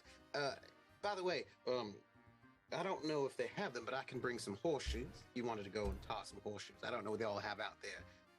I'm sure somebody in them, it's probably somebody from the country club or something like that, has set up all of this. I don't know who's running that right now, but just in case, I could bring some horseshoes if you wanted. Yeah, of course we can try it out. I'm more the better, right? Yes. All right. And also, if we arrive at 3 and things get a little bit strange, we can always leave early without making it seem as if we've not done our due diligence. Yeah, of course. How late do these things go? You never. Well, now that we have others who do not wander about until the sun goes down, who knows? As a new. I feel like social niceties are going to have to be adjusted, considering some people sleep during the day and are awake at night. Yeah. So we're talking 8 p.m. Perhaps. I don't know. There's a little bit of like you can see like the gears turning in his head. Like you know what's like. You go back into the office. I mean, I don't know. They might even be up till midnight. Although I hope the band won't be up that long. I think there's sound ordinance for those sort of things. I think. Well, I don't know if they've changed them. I mean, I would have to think about the HOA and what they have to say about noise and all that with midnight dwellers. I have no idea. Actually, we should probably find out if they have new ordinances. Yeah. I mean, it's a neighborhood event sponsored by the country club. They got all the permits they needed. No, I just wanted to know if our neighborhood's gonna be changing their rules about sound, like when people should be, I mean, normally stop making sound when people are gonna be going to bed, but some people don't go to bed the same time anymore. But I think a compromise would be reached that 10 p.m. is the cutoff time. You hear the house wind chime on the shared tree, just still like in the that thing. Mr. Kwan, your wind chime is delightful. Nellie, shall we? Yeah. But of course. Now, remember, who knows what they say there are were sharks on Tybee Island. There may just be regular sharks here at this shindig. So keep your eyes open. Try to, lay low. Yeah. Unless you want to make a scene. Yeah. Yeah, I'm used to this sort of thing, so yeah. All right. Let's go. Girls, come on. Come on. Yeah. Come on. They want to go and be baseball stars. Come on, girls, let's go. Yeah. I think you're holding like the youngest, and the youngest is taking a nap. This is not bode well. Like one's sleeping, the other one's running around. How old are your youngins? Youngest is this one here. This Young is 3, and that one over there running over there is Young is 5. Oh, 3 and 5. I remember those, but at least you're no longer in the terrible twos. My little ones here are 7 and 7 because they're twins. Good. Certainly auspicious, but yes, having 2 of them is at the moment not having gone through that twice, slightly delayed. We don't have hand-me-downs, though, I'm afraid, because they're both the same size. But you know what, though, actually? We do have some clothes that might fit your youngins. I could go and look in our storage. It's incredibly kind of you. Well, of course. There's one thing I think it's important to do is charity. Always give to others and don't hoard things for yourselves. That's absolutely. Never the way to go. All right. I have a question for the voices that be up there, over there in the Great sort of Beyond? space, Yes, I'm yeah. quite sure I can answer a couple of those. Yes. Who might be the president of the country club and also the HOA, and also the PTA. I just need to know. Oh, and then the fourth person I'd like to know is who is the biggest gossip. If this were a different sort of game, we might say who is the harpy. I'd just like to know who those 4 people are. Oh, okay. Well, if you need to know about some of those fine folks, by the way, I'm gonna give you a few of them. You mean gossips? Now, gossip is such a strong word. Well, you know, there's always someone who shares everybody's business, everybody else, but usually not their own. I'm just wondering who that person might be. Well, the first person who's going to share everybody's business and not necessarily their own is the pretty young new wife of Jack Hall, Nora Byrne Hall. Nora Byrne Hall. She's a sweet young thing. Good to know. Good to know. And she and Jack got married about, what was it now? Oh, their toddler is just born, so the little one is just about 2, so maybe just before 1942, so just 3 years ago, not that long. They're living in the house right next to the Eldridges and the Walters, and Jack's mama and his daddy, they run that sundry store off of Main Street, the one with the more interesting produce in the back. They also have it's Carmelina and Thomas Hall. They're also going to make an appearance, mostly to come see the grandbaby, of course. They don't really live in Carousel Court, but they live nearby. But if you want to know about everything and everybody, well, Nora Byrne Hall, she a very intelligent young woman who has unfortunately been stuck at home with a small person in last year. She knows everybody. And her house is right there on that corner. She knows everybody. The Halls. Now, if I might, who exactly is the president of the country club, the HOA, and the PT? I figured that's something we would all know. Yes, I'm going to give you all that information. I just need to know who the muckety mucks are. So the current head of the country club is well, they kind of jointly were elected. They share everything, don't you know? It's Amel and Emery Lafayette.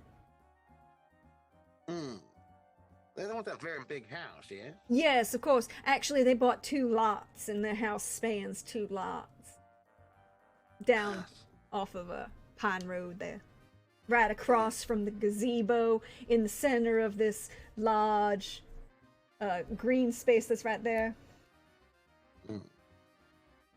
Lafayette, yes. Yes, Lafayettete. It's a very important spelling of their name. Oh, I'm sorry. I did not have the extra E. Forgive me. Sorry. And the HOA. Oh, and the head of the you need the head of the HOA and the head of the PTA, of course. My apologies. Please hold. Well, the current head of where is she? All right. The current head of the HOA is Adesina Apase. She lives right next to the Kwans. She and her husband. Yes. They're a beautiful family. I'm sure they keep all of our homes pristine. In regulation, of course. Oh, I mean, yes. It was a little awkward the way you phrased that. yeah. They're in charge of saying how high fences Yeah, can Trooper, go did or you not have the go. Trooper, did you have the character sheet open when you said that? No, I didn't. Okay. That makes a lot better. What's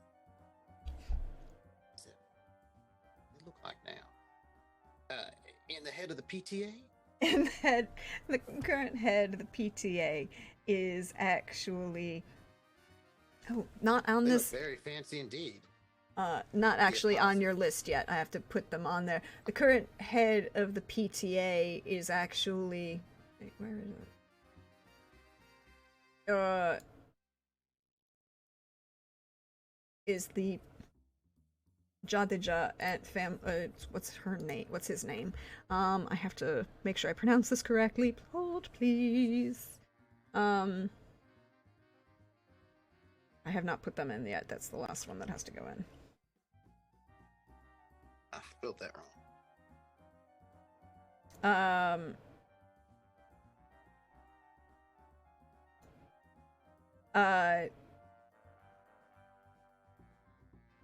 Ranbir Jadija and his charming little wife, Gayatri. I have to double check with Pooja on pronunciation. Is it the husband or the wife who's the head of the PTA? Well, he's the head of the PTA. He got elected. Technically, they don't have any family, but he was one of the few folks who was still around and working with the school and trying to do a lot of volunteer work. He was 4F, you know. So they have no children with the head of the PTA. Oh, his wife is pregnant. Interesting. But there hasn't That's been a just lot of curious. folk home to be elected. And Ranbir has been doing so much good things around, doing so much, you know, volunteer work for the school, doing some reconstruction for the school. Thank you very much. I just want to make sure when we arrived, And I mean, we all know about his brother, unfortunately. My friend and I have just arrived. Actually, have not heard about his brother. Oh, his brother Panray died. Oh, in the war, I assume. Yeah, in combat. And his Panray's wife, Adela, she died of heartbreak, is what they're saying. Got the news and then just didn't leave the house for days, and then finally had this moment of, well, let's just say it wasn't a good Lutheran woman's response to unfortunate news. You seem to know quite a lot about everybody here at the court. I knows everybody and everything. I'll just keep that in mind, just in case. Yes, but you know, really, it was supposed to be, technically it was Adela who was elected, and then her brother-in-law Ranbir was running things and trying to help out, and then she died. There's supposed to be an election with the start of the new with the school year just haven't ended, of course. Of course. Jae-hyun, watch out for that one up there. She knows a lot. She's always watching everything we're doing, so just watch out. Thanks. I do know the type, yes. Sure. Knows everybody's reputation, it looks like. Oh, I do indeed. I know everybody's reputation. And every secret everybody keeps. That's the thing I was worried about. But I don't share secrets. Unless I'm asked to. Let's go. Yeah, let's go put the pie on the big table. It's never a neighborhood thing without a sort of social climbing. It's never fun for fun, unfortunately. Yeah.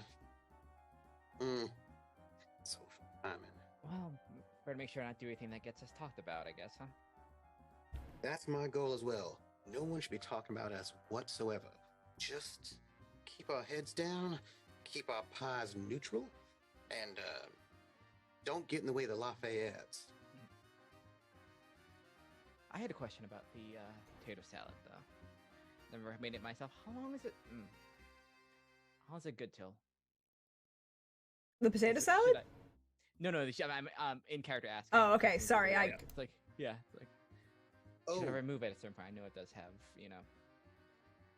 Oh. You know, it's not gonna. I mean, it's pretty hot out right now. Can already feel it. Maybe they've got too bad. ice blocks. Let's see if they brought some blocks of ice. That might help out a little bit. you don't want it to go off, but I imagine people will be eating pretty. Ooh, but they got a grill going. Yeah, put it up there by the grill. People will snap that up real fast. All right. Hopefully, with one more of those things, I can bring some, other things. Just have to taste up, see what the palate was here. Oh, same. By the way, your wife looks lovely today. Not bad. Well, thank you. Oh, now, between you and me, bit worried about business. Business. Yes. Moved in and didn't realize we had a world famous surgeon in Dr. Blackthorn. Just a family practice doctor, and I'm worried I'm not going to get many clients, considering, well, Blackthorns are one of the biggest, most expensive houses on the block. I imagine that's going to impress a lot of people. But on the other hand, impress also leads to being intimidated. And, for practice, it's like people want to be comfortable at least with their doctor, be able to see eye to eye with them.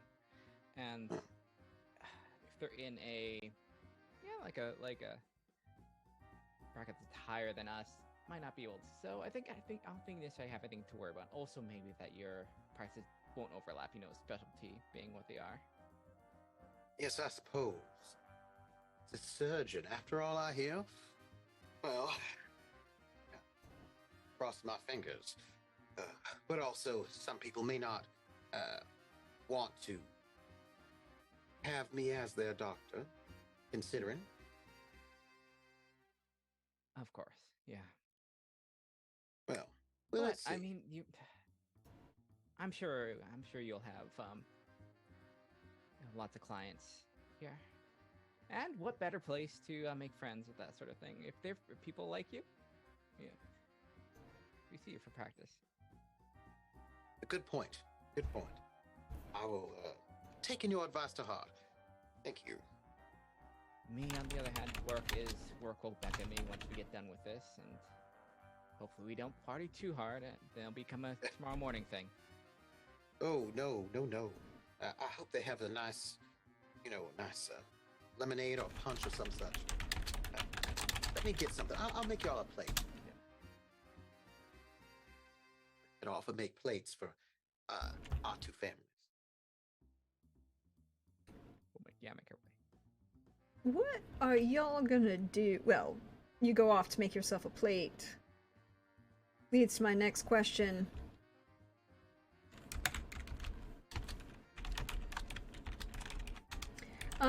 What exactly...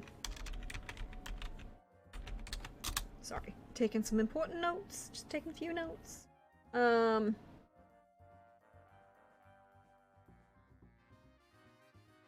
What exactly are you going to do with yourselves at this event as the children start running around and having all the fun? I'm just trying to be inoffensive and not draw attention. I worked really hard to have a reputation that says that nobody talks about me and my family. And I just kind of want to keep it right there. Yeah, there's nobody talking about you. That's not the same thing as nobody talks to you. Well, yes, but I'm just trying to be inoffensive. I'm not going to bring up no religion, politics, those sorts of things. It's nice, middle of the road. It's pleasant. How about Not you? talk about the war. No. Nothing like that. Well. Definitely not the war.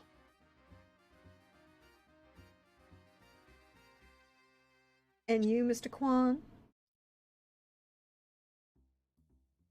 I think this is a perfectly good time to be a little proactive and make introductions, get to know some of the neighbors, because we're probably not going to be able to... this is the best place to kind of like have them be there and kind of be in kind of neutral setting.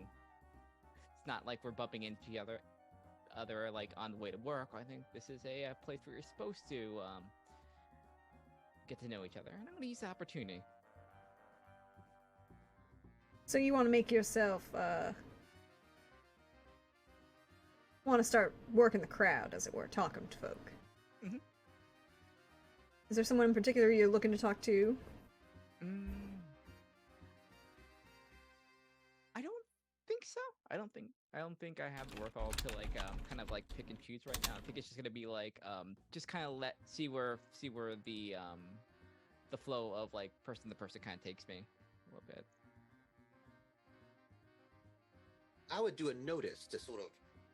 Where- I'd like to blend in and then also notice what all the politics about the people of this place is. Well, you can definitely roll me an awareness notice. If you want to know about the politics of folks. I want to see who's talking to whom and all that. How flow of the. You can roll me both an area. awareness notice and an awareness empathy. All right. Don't think I have any bonus dice for anything. I mean, you do have 2 bonus dice sitting in your frame. Oh, yes, well, wait on that, of course, till things get a bit more deadly. Well, let's see. History and all that. All right, then. Well, in that case, let me do a notice just to see what is happening. 13. For a 13, by this point it's probably about 3:30, 3 o'clock. You kind of meandered yourselves on over, moseyed on over actually, and was taking some time walking through. There's some people that are not currently here. I'll give them to you first. You don't see either, at the moment, you do not see either the Fouchés, either Anastasia or her husband Brian. You also do not see Hazel and Daniel Grimes. And of course, you don't see the Blackthorns and the Walters. You do see the Halls. All of them. And that includes Carmelina and Thomas Hall, their son Giacomo and his wife Nora, their oldest daughter Isabella, and you don't see their twins, or you don't see their younger daughter and their son here at the moment. But that could be just, he's 13 and she's 16. They might be walking around with some other, a bunch of teenagers, right? Probably at this moment. You actually don't see a lot of teenagers. You see a lot of small children. You don't see a lot of teenagers. Which, again, they probably find someplace a little ways away from the rest of the crowd to kind of be teenagers. Yes, of course. And you don't see the Ardelines.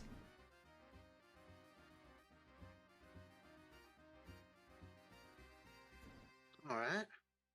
So mostly I'm just seeing the halls. Oh, you do see the Lafayettes, Amel and Emery, and their son Kardec is here. You saw Iris Solano. She is absolutely stunningly gorgeous, and seems to be trying to persuade the band to play something a little more salsa. Whether she succeeds or not is entirely different things. Robin McLeod has put himself up next to the bar and seems to be having a discussion with the hired bartender about the appropriate way to make a dirty martini. Important things, of course.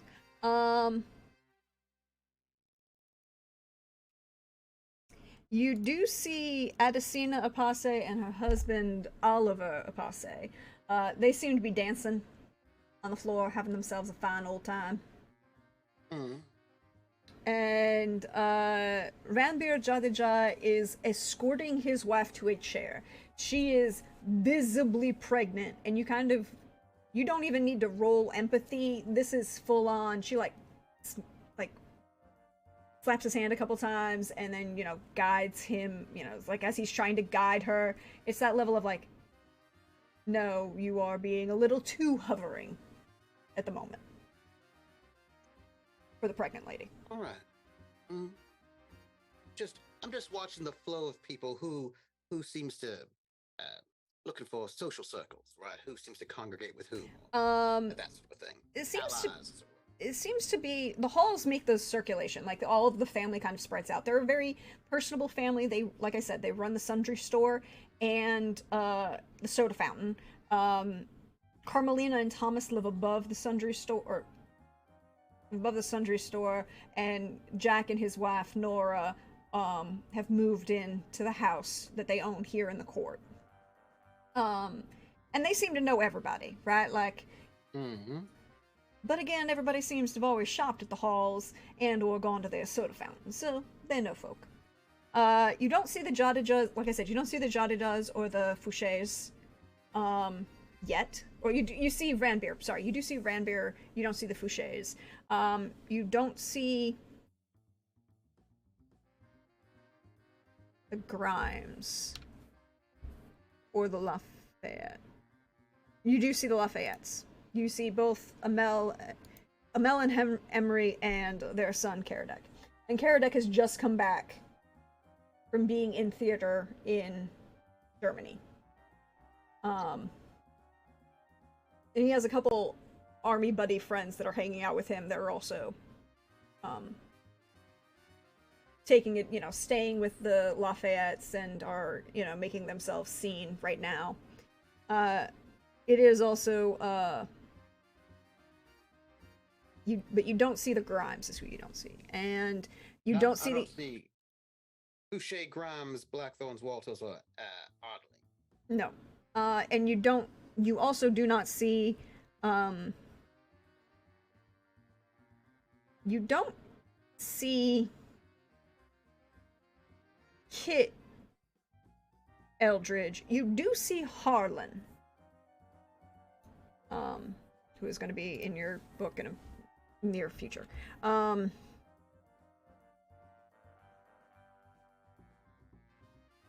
What I'm mostly me doing is just sort of being not very interested in, but I'm gonna sort of watch this party to see who talks to whom and who, I'm just getting the lay of the land. Mm-hmm. Which is what I'll be doing. Give me 2 seconds, and I'm putting people in there. Sorry. We are fully into the transferring from one document to the next level of adding people to your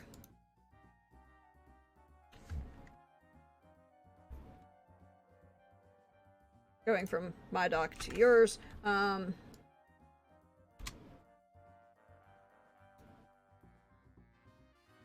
did that not work? Okay. Alright, so now you should have Ranbeer and his charming young wife.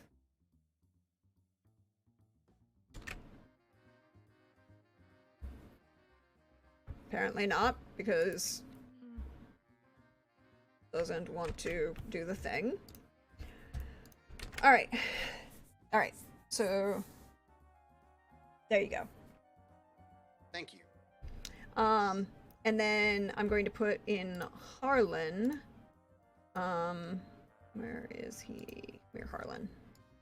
Harlan Eldridge. Eldridge. And his son Kit, who is over here. Okay. No, that is not correct.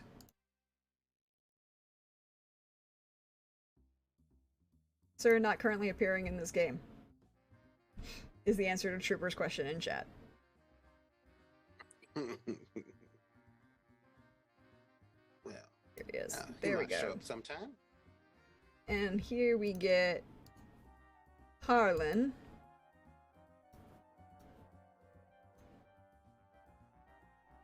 Harlan Eldridge. And then we're gonna add his son. In just a second.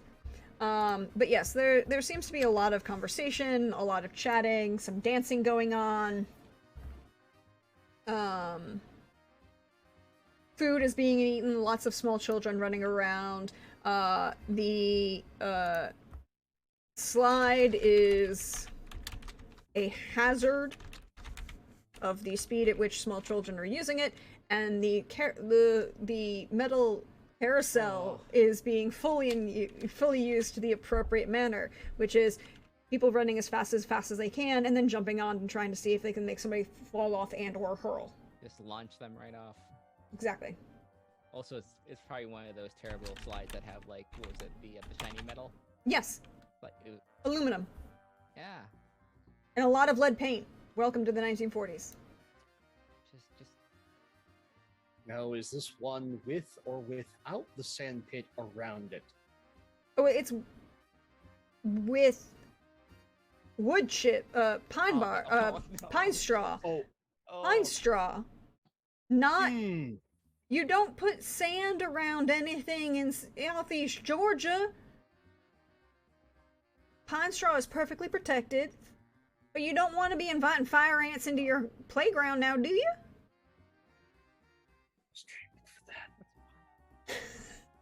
Oh, Also, okay, a little that bit of thing. skinny builds character. And I've fallen into pine straw. It is actually really soft. I will say that pine. I would.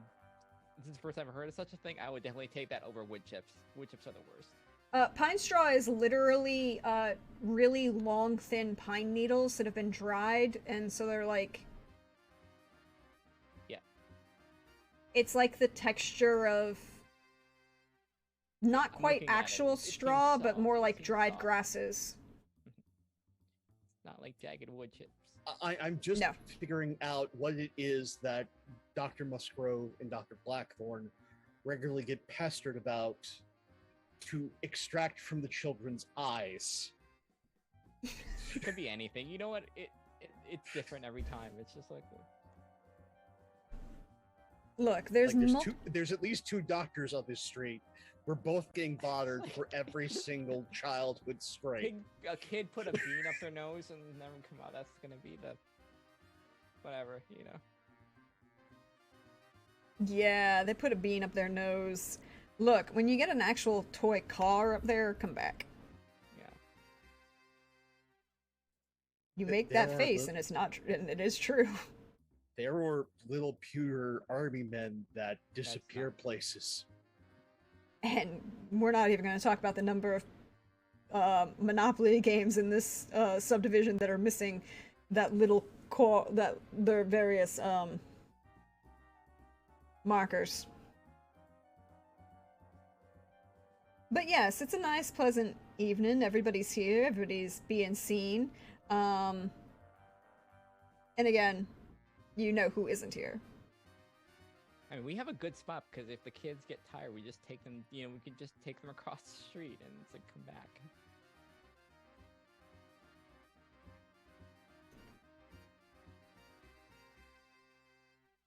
So this leads to my next question. Is there anybody in particular you wish to converse with or meet? Because you got about 2 hours before the others make their appearance. Oh, I'm sorry. The other members of the neighborhood. I didn't mean others. They might not all be others. Yeah, I believe Jay Hune was going to go and chat with folks, and I'm going to observe the flow of traffic. So you can roll me an awareness. Gathering intel. You can roll me awareness empathy.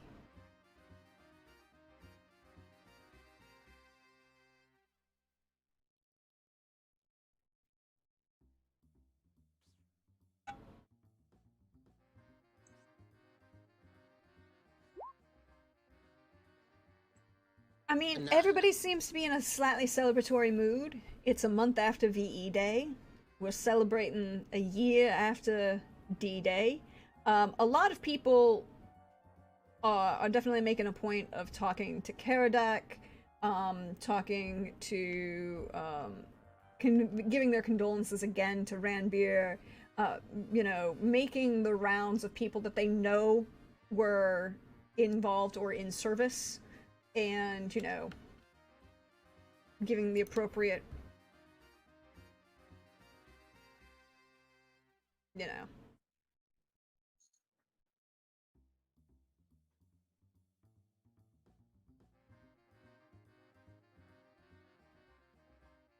Oh! Oh no. We lost a poke. Don't worry, I can fix it. At least for the moment.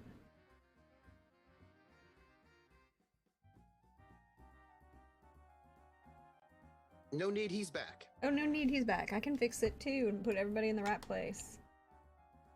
So, there we go. Alright, everybody should be that back. mentioning of others was just so much scandal my internet couldn't handle it. I think also, I understand that.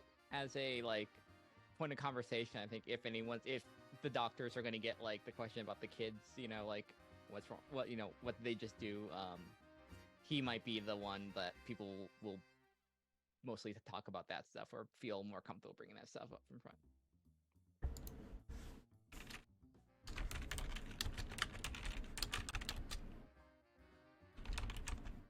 I'm gathering intel. That's what I'm doing, and I'm letting my colleague here. We are taking a passive and active mode of intel gathering in this place.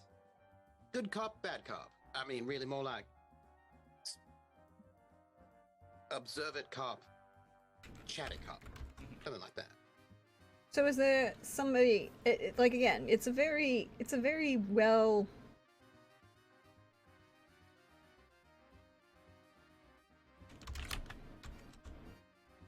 It's a very well balanced. Most folks are very pleasant towards, again, the people that are very obviously were in service, and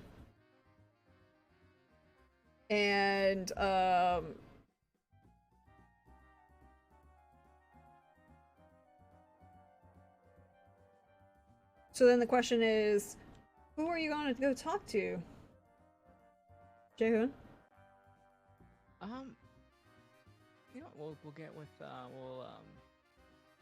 I'll probably wander my way to let's go with the halls. Let's see. Which of the halls are you going to go talk to? The stunningly gorgeous, although seems to be ignoring everything in the world, young Isabella Hall.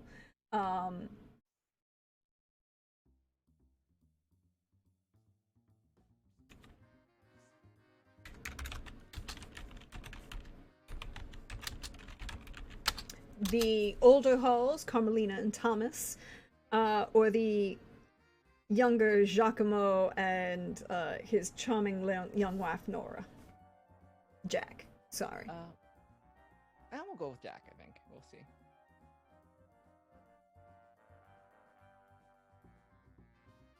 So Jack is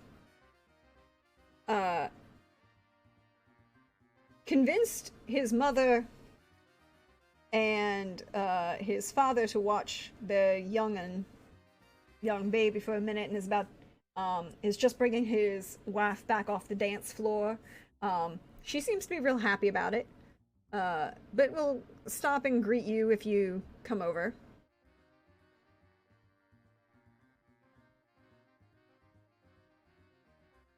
Enjoying the party? Oh, indeed, it's quite a lot of fun. Haven't had this much fun in quite a while. How are you, sir? I'm sorry, have you met my wife, Nora? Nora, this is, Mr. Jae-yoon Kwon, and he looks at you like double-checking that he's pronounced it correctly. Mm-hmm. I'll get the affirmative. Yeah. Oh, pleasure to meet you. He's teaching over at the university, and he's like double-checking that this is still an accurate statement. The Department of Folklore Studies. Oh, that sounds like so much fun. Oh, it's a lot of work. I love the work. I love the subject, of course, but once you bring students into it and research, it becomes a lot. But I wouldn't have any other way.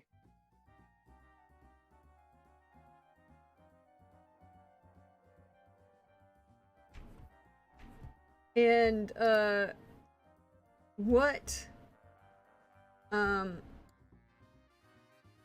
are you how is that going? How is the, and I know you said you was doing a lot of teaching, but you know,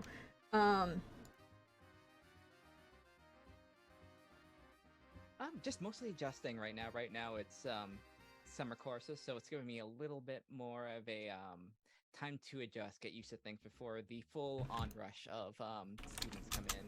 of Just get a little course. taste of things happening. Of course. I mean, I've heard really good things. I mean, you have to come down to the soda shop, and if you need anything, don't hesitate to ask.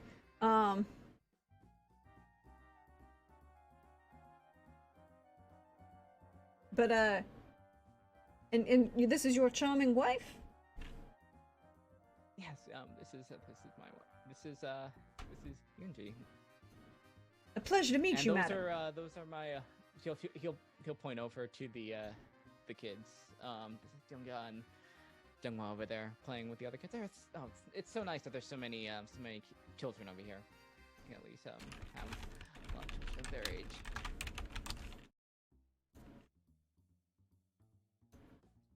Yes, it is, and you know, you're looking, and he just kind of, you know, it's like, and if you, and then he goes to say something, and Nora kind of butts in and says, well, of course, if you need any time getting away, you should definitely come on over. We have ourselves a mom's, and she's talking to your wife. She's like ignoring you. Yeah, it is the kind of like the split off conversation. The split off conversation. She is Nora starts inviting your wife to go to the mom and baby meetings, and you know, the book club, and of course you have to come to the flower club meetings. I think Jam will just ask, like, yeah, like, speaking, how there's been so much of people in the neighborhood lately. How's everything going? That certainly must be good for the soda shops. Like a lot of new people coming in. Oh yes, I've been actually quite happy. I mean, we've been doing quite well for ourselves. A lot of that backroom business is now in the front room. It makes things a lot easier, I'm not gonna lie.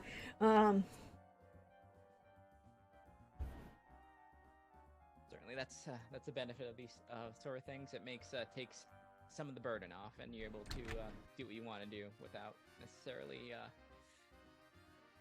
having to put so much effort in. Oh, well, your family's practitioners as well? We haven't seen... And you see him pause, as if to see if he has seen you at the store, at least in that area of shopping in the store. Because there is, of course, Hall Sundries, which has been there for a couple generations now. But they always have had in the back room. Yeah. The more esoteric items that someone might wish if they were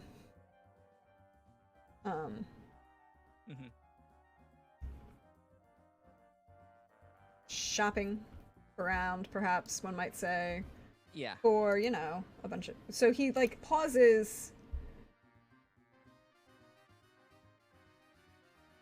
to, It's like, I haven't... Well, it's, they've had me, like, hit the ground running, so I really haven't had, that much time to, make it over there. I know you do have such community service with that sort of thing. How actually are you with, special orders of things for the come to that? If...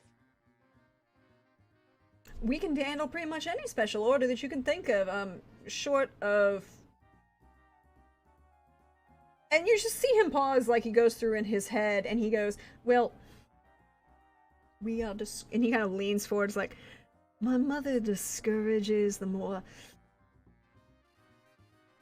human... living parts at the time. But pretty much short of that, anything you can think of. Yeah, there are just certain things that I need that I get from the from home that are usually pretty mundane, easy to get, but there's such difficulty to get over here, and it'd be so good to have like at least some way. Oh well, of course. If we can entirely stock it. If it standard stocks. Is it, or have you talked to the Sycamores? That's partially why I've been so excited for this thing. I haven't had the chance of getting out necessarily. Oh, let me introduce you. Honey, I'm gonna go talk to the and he's like shouts off, like basically takes you, and he's going to go and introduce you to the Sycamores. And I'm going to put them in your thing because they are, where are they? Here. Two gentlemen who are very Chinese in appearance. One is a little bit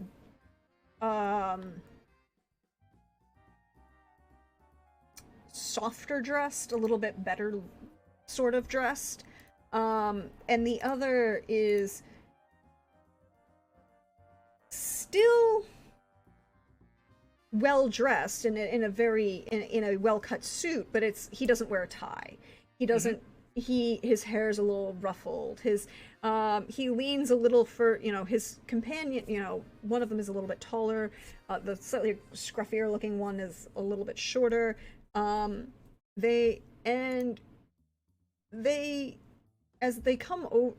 Jack leads you over, he will tell you that this is Chris and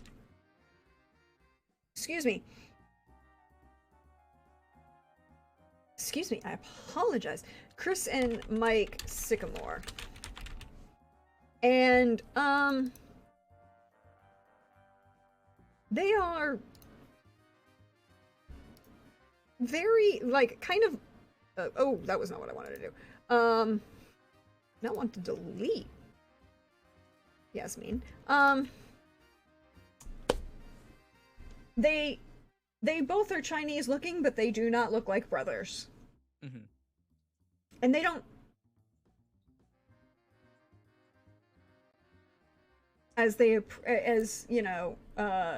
Jack approaches, he's like, Chris, Mike, the scruffier looking one looks up when he calls Chris's name, and, the slightly better, more tailored gentleman on the right in the picture, looks up at when they call Mike's name, and they both kind of turn towards you in a moment, and I'm gonna do a thing.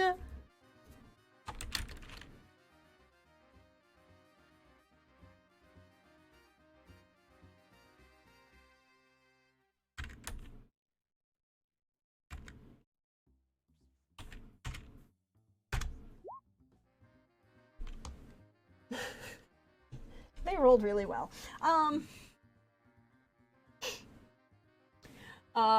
They both kind of look at you in this moment, and as Jack brings you over, and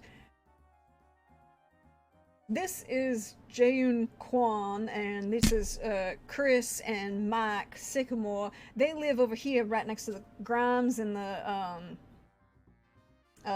Lafayette's around the corner over there. And that's literally you can see them to the right, and they're like right off the edge over there. And the Solanos, they do a lot of more esoteric growing around here, as it were. And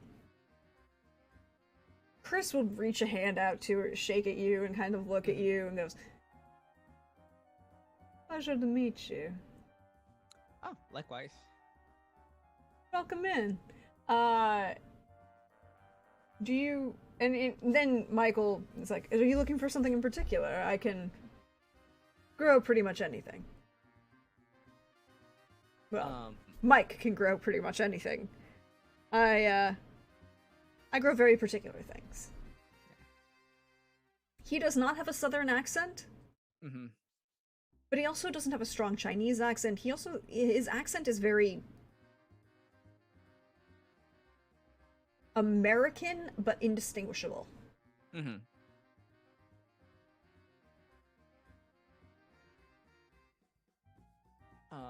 I think you know what? We're just gonna see that to just kind of like list off a couple like pretty easy to get like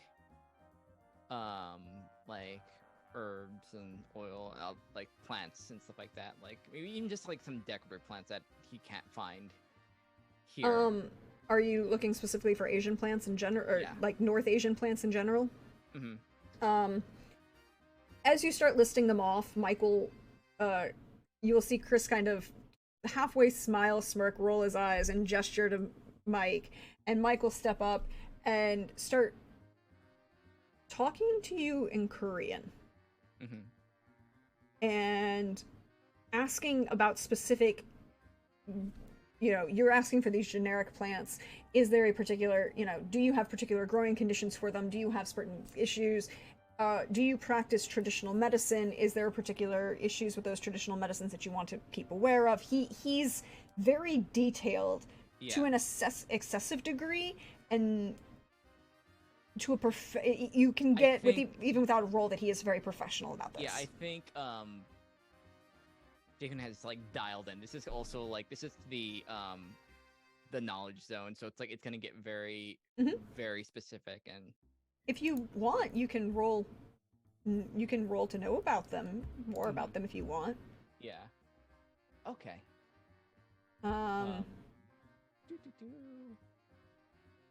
Knowledge test.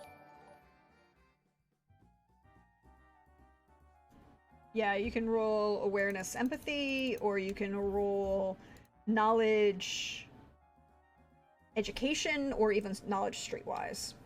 I'll say knowledge education I think right now. This is I think we're both kind of like trying to assess like each other's kind of like what they know about certain things, and like if this is going to be something that just get the feel of it. All right, we'll bonus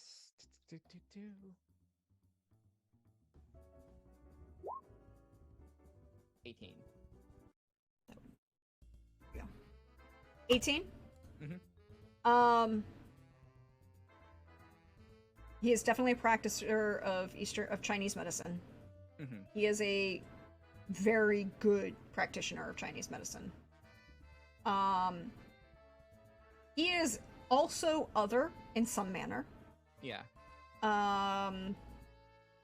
Not a spellcaster per se that you can think of. There's something innate about him that seems to, just the little movements that he kind of shifts as like he's shifting. You realize it's like every time the wind shifts, he just kind of shifts himself just a little bit with it.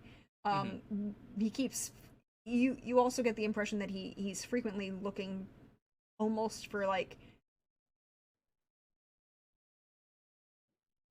tracking where the sun is at all times, but that's not unusual. Everybody does it in Georgia. You don't want the sun in your eyes when you're having a conversation. But he's a little bit more about, knows a little bit more about it. He always keeps the sun to his back. And then you realize he's not wearing any shoes. Again, that's not really uncommon. It is summer after all. But it's very striking in a gentleman this well. He's wearing a beautiful seersucker suit with a nice, beautiful pinstripe and a Panama hat, and the gentleman is put together, and he's not wearing any shoes. And you realize Chris isn't wearing any other shoes as well. How much do you know about? I mean, you know that they're other. The question is, do you know a lot about Western, quote unquote, Western? I'm using that term in quotation marks because traditions of others or supernaturals. I think Jaehoon's specialty is Eastern, but I think there is just certain knowledge of Western. Then you could probably guess that they are both seem to be Mike definitely. You'd need to figure something else about Chris. But Mike is probably some sort of you've heard rumors maybe because you're linked up and you're part of the area and you're involved with certain research projects that the you're pretty sure that Mike might be one of the dryads. They're rumored to live in Savannah. Well, that would be certainly good to know from what I've heard about them. So, well, at least we have something in common. And he's very enthused by that. Yes, it sounds great. I'm real happy that y'all are here. And Mike definitely has a southern accent, but that's only when he speaks in English. When he's speaking in Korean, or you can hear him occasionally, you know, like, will turn and ask Chris a question rapidly in Chinese and then turn back to you in Korean. He doesn't have an accent then, but in English he has a pretty strong southern accent.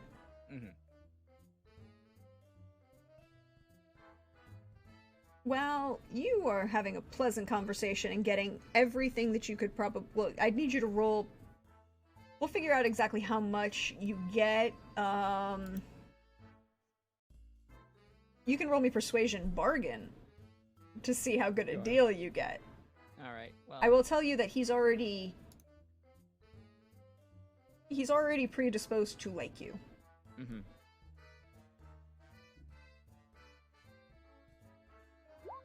13. He's gonna give you about basically the friends and family discount. You will have all of the components that you need. It might take a little while, and he's gonna grow what he can, get you from what he can, but you will get a very good deal, and for functional purposes, you can assume that you can write on your notes that you have any material components that you believe you would need for your practice. Excellent. By this point, let's wind the clock forward just a little bit and check in with the Blackthorns and the Walters.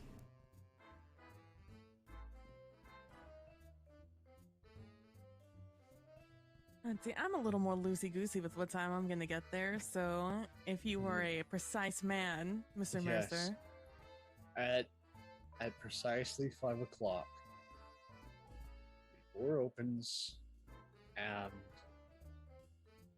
Dr. Blackthorn is towing the goodies for this evening's shindig in a radio flyer. In a red metal radio flyer? Yes. Perfect. On top of what was mentioned, there is also 12 chilled bottles of Coke. Well, of course there are. As he wheels his way to the table and dispenses with the goods, not leaving the alcohol there. Of course not, that goes over to the bar. Yes, that one will go to the bar, and then the other, you said that, previously,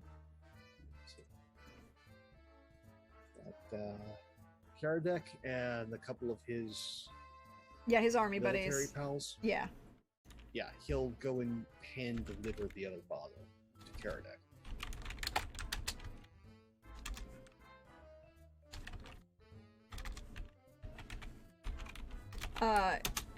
He is talking in particular to this one individual who seems to be well, no, I almost put the wrong picture. That's the wrong person.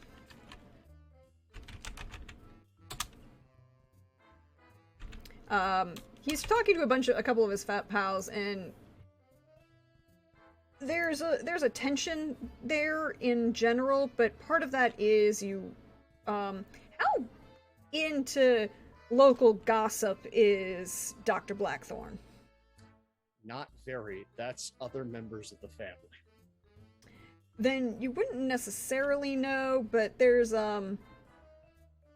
Karadek is not wearing his uniform, which, that's fair. That's fair.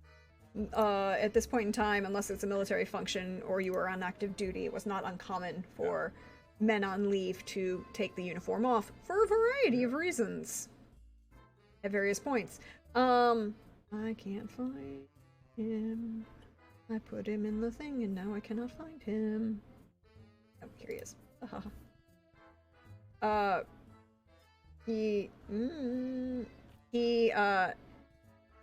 There's one individual who appears to be a little bit older that seems to be hovering around Caradoc, but the two of them seem to be laughing and joking about it together. The rest of the other army for individuals are, again, similar age.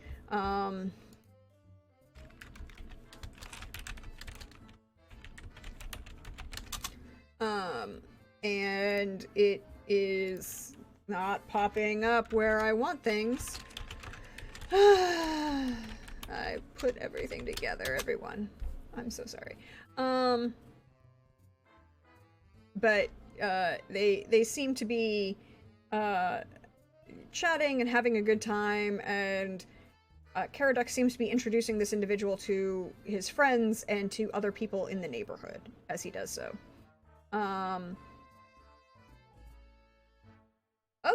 He seems to look like he's moving a little stiffly, but that could be anything. But as you come over and approach, he'll smile. Here we go. Finally. I knew I'd find it.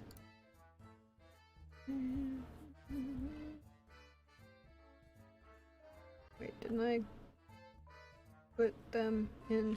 I put Caradoc in here, right? Yeah. Yeah. It's right above Aries Salon. Yeah, he's right after his parents. So Caradoc, and then there's a slightly older gentleman who's hanging out with him. And I was like, why was I so convinced? No, I had already put it in there. That's why I was confused and messing things up. I apologize. He, will greet,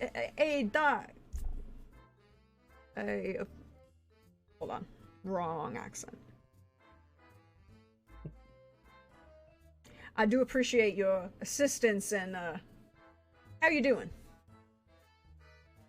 All right. Here's something for you and boys to enjoy on this day. Well, I do appreciate, sir. I do appreciate. I have a very important question for Dr. Blackthorn. It is a vitally important question for certain reasons. Dr. Blackthorn, do you know anything about the Lafayettes?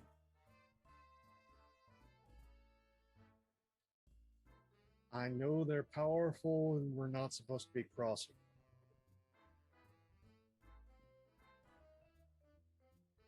You gave them a gift.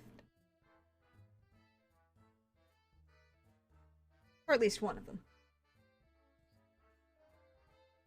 Yes, to share with his war buddies.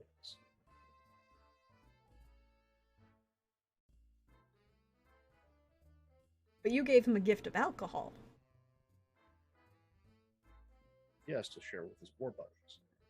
Yeah, the minute you give that to him, the other gentleman who's a little bit older, and by little bit I mean maybe 2 or 3 years older in appearance, Caradoc will hand the bottle to this gentleman, and then turn and reach a hand out to you.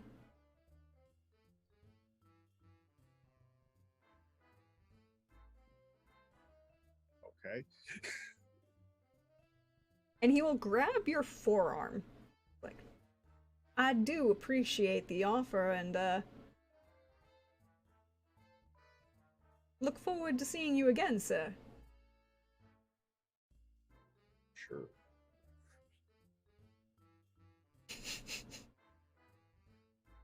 Let's just hope we... Let me As he get looks you. at the bottle, he just says, let's just hope that there is no others aside from ourselves that have to see what we've seen. Oh, the sycamores are already over there. I should introduce you to some people. And do you mind? And then he will turn and in perfect French, turn to the slightly older gentleman who's standing next to him. And, where did the thingy go? In perfect French, turn to the slightly older gentleman who's next to him and introduce you. Very formally. Not your full name, but formal introduction. There we go. And the gentleman answers in French. I'm assuming, of course, that Dr. Blackthorn speaks French. Petit. Un petit peu? I mean, a gentleman Enough to get by in World War One. Of course.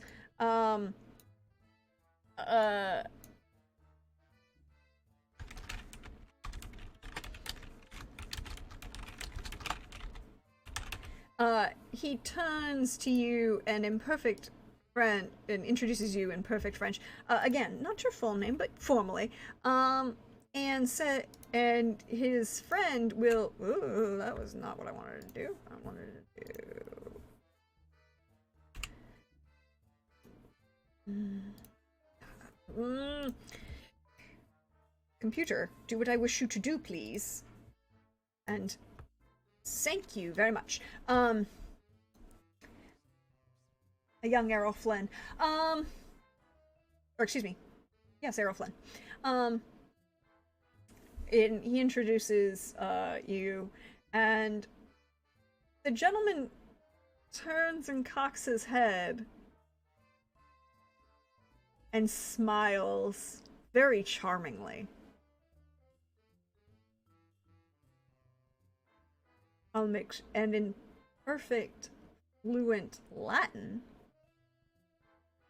and not, well, Doctor,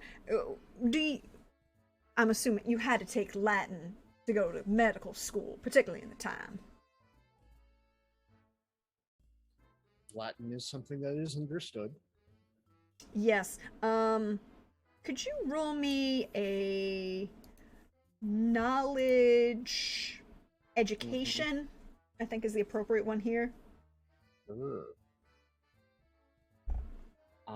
I'm going to. I don't believe in saying on bennies. I know, scandal. Lindy, it's not here for me to absolutely horrify. I'm going to spend those 2 bennies right now. You have 3, so you're gonna. How many are you spending? I'm spending 2. Okay. So. Let's see here.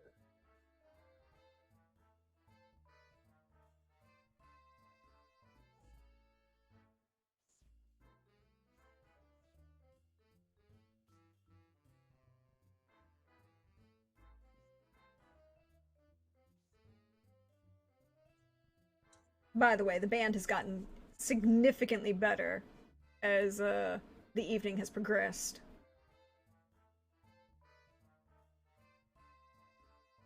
15. 15. Okay, it didn't come through on my end. Why not? Why did it not come through? Who knows? Alright, 15 you said. Alright then. You are good enough in that... No, there it is now. You are good enough in this particular language, sir, to delineate the fact that the gentleman is speaking fluent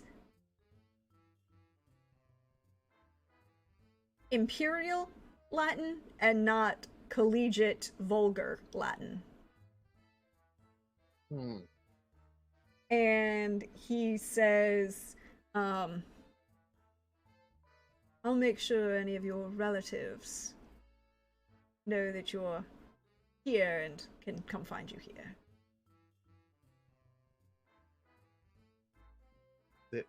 There is the slightest of bows. Ooh. Ooh. Roll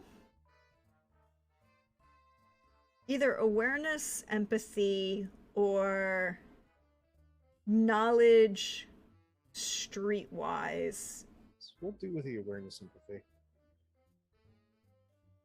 And we'll spend that last one. Mm-hmm.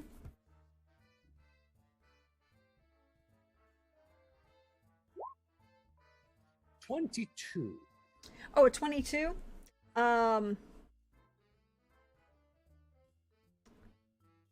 gonna send you a whisper. Okay. As the gentleman, has, kind of cocks his head as you give them a bow, and doesn't quite bow to you.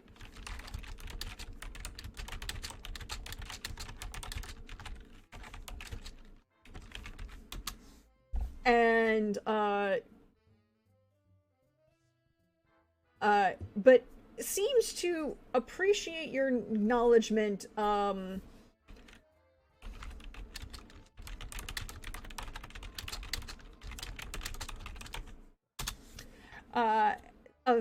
him, and takes that acknowledgement as his due, but also seems to give you a little bit of courtesy.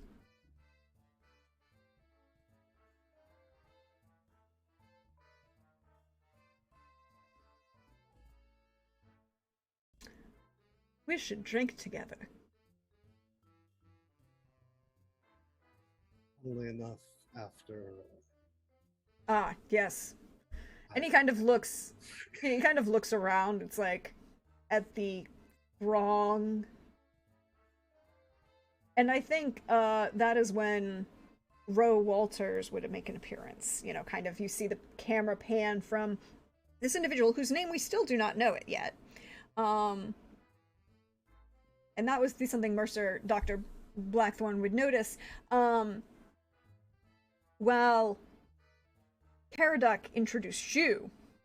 He did not give a name for the individual he was chatting with. Noted.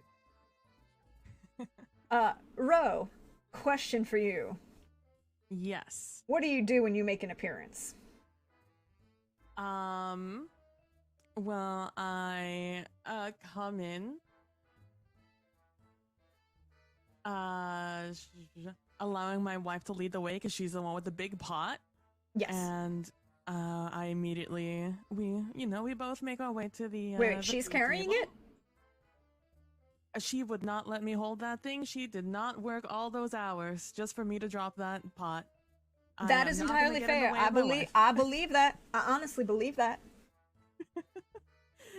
So I let her lead the way, and I walk behind her, making sure that, nothing. If she does trip, someone is there to help her out. And we make our way to the food table and set down the pot, and make the arrangements, make some space for it. Mm-hmm. And luckily, this is And, 1945, and the Jatajas are there, but they are not going to be eating 90% of what's on this table. Oh, fair enough. And as as my wife fusses around with all the making sure that it all looks good, Ro will look around and see who's where and what's happening, especially if there are any groups of adults hanging out, whether they're out on the dance floor or playing a game of horseshoe, just seeing where the group is at. Well, by this point in the evening, we have pretty much everybody in the neighborhood is here. Ari Solano, all of the halls, Harlan Eldridge and his wife Yasmin are visible. His son George, people keep saying that he's there somewhere, but nobody can actually put eyes on him at the moment. The Ardelenes you don't see. You don't see any of the Ardelenes. Adesina Apace, she's here, and her husband, and they're on the dance floor. They're having a grand old time.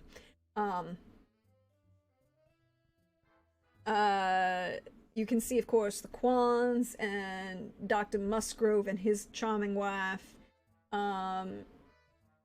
You can see Dr. Blackthorn is over hanging out with, having a conversation with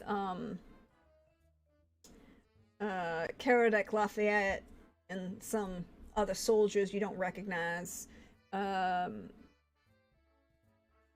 Robin McLeod is dancing with some girl that nobody's ever seen before. There's rumors that she might be from, up near Charleston, and that he met her at an event, but nobody, nobody's pushing it. They remember, unfortunately, the last member of the McLeod family who's tried to be happy and had themselves a young wife, and she died right soon recently. The Fouchés, Anastasia and Brian are also in attendance. And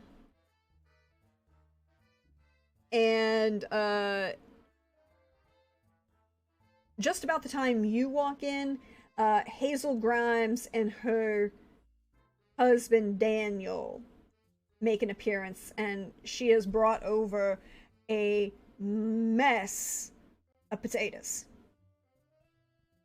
But the perfectly roasted one. Oh, okay. Messes of measurement of quantity. Mm-hmm. Not a messes in something that looks unsightly. Yeah. Perfectly roasted potatoes with a little bit of lemon and pepper in them. And she's setting up next to you. And as she sets it down, her husband reaches out a hand and guides her onto the floor. They're laughing a little bit. They're young, and you know that they got married right away. I mean, right after he came back. And technically is still only on leave, and is supposed to be going back to the army next month.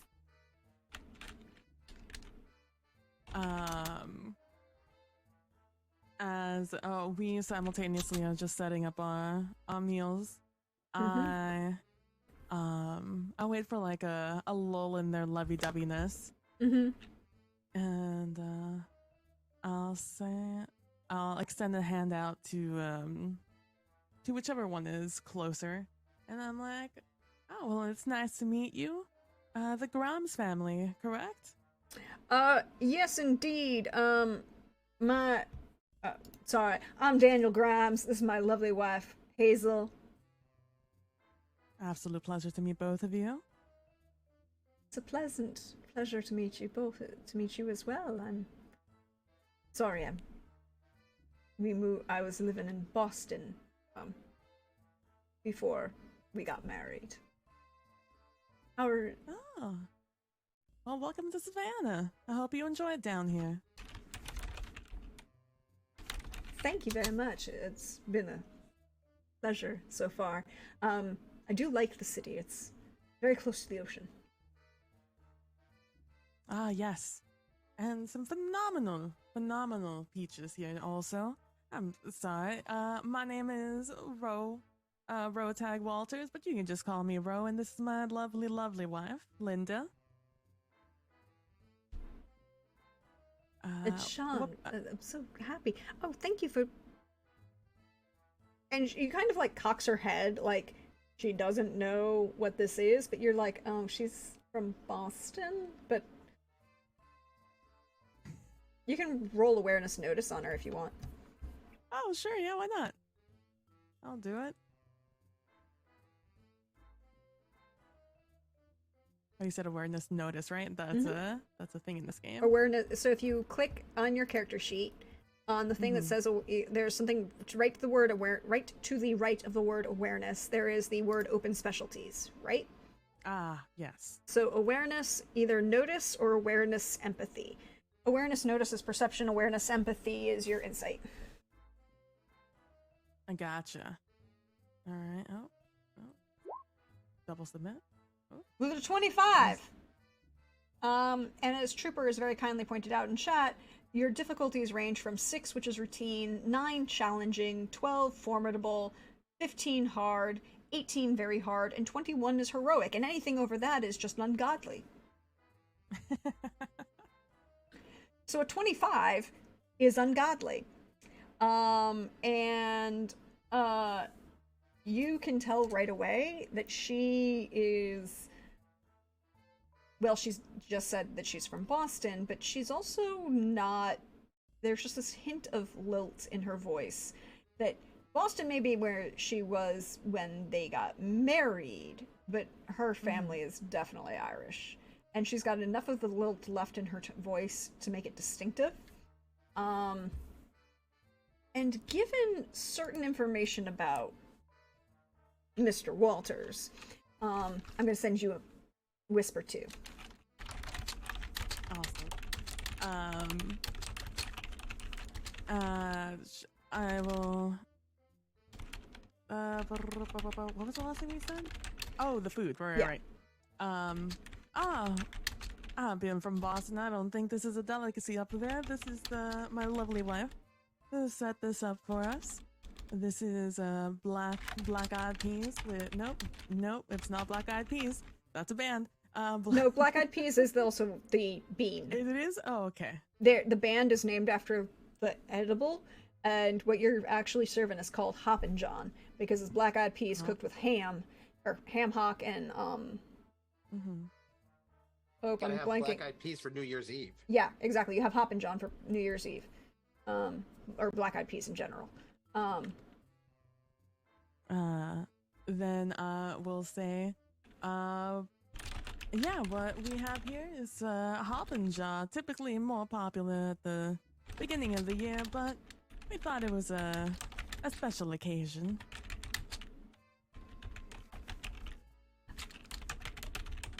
I do appreciate that. It seems very good. It smells delicious. I'd have to get the recipe from. And she turns to your wife and seems to be engaging with your wife. I'll turn to Daniel and I'll say, are you?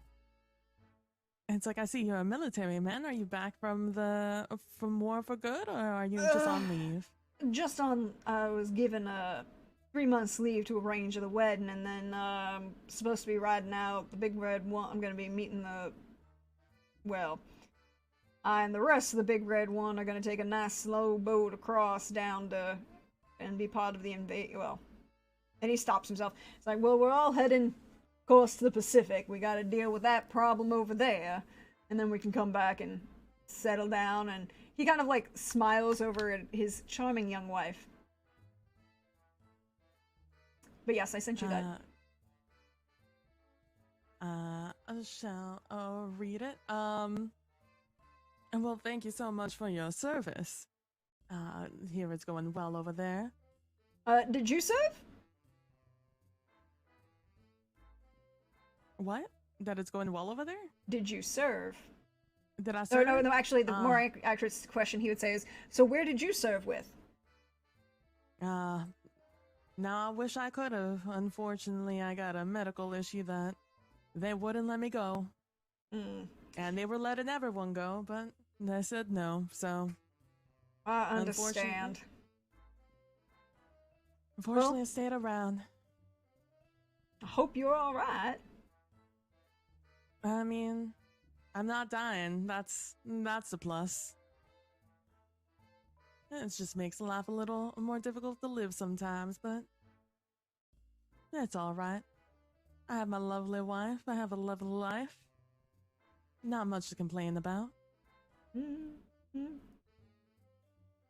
But it sounds like you're making the most of your leave.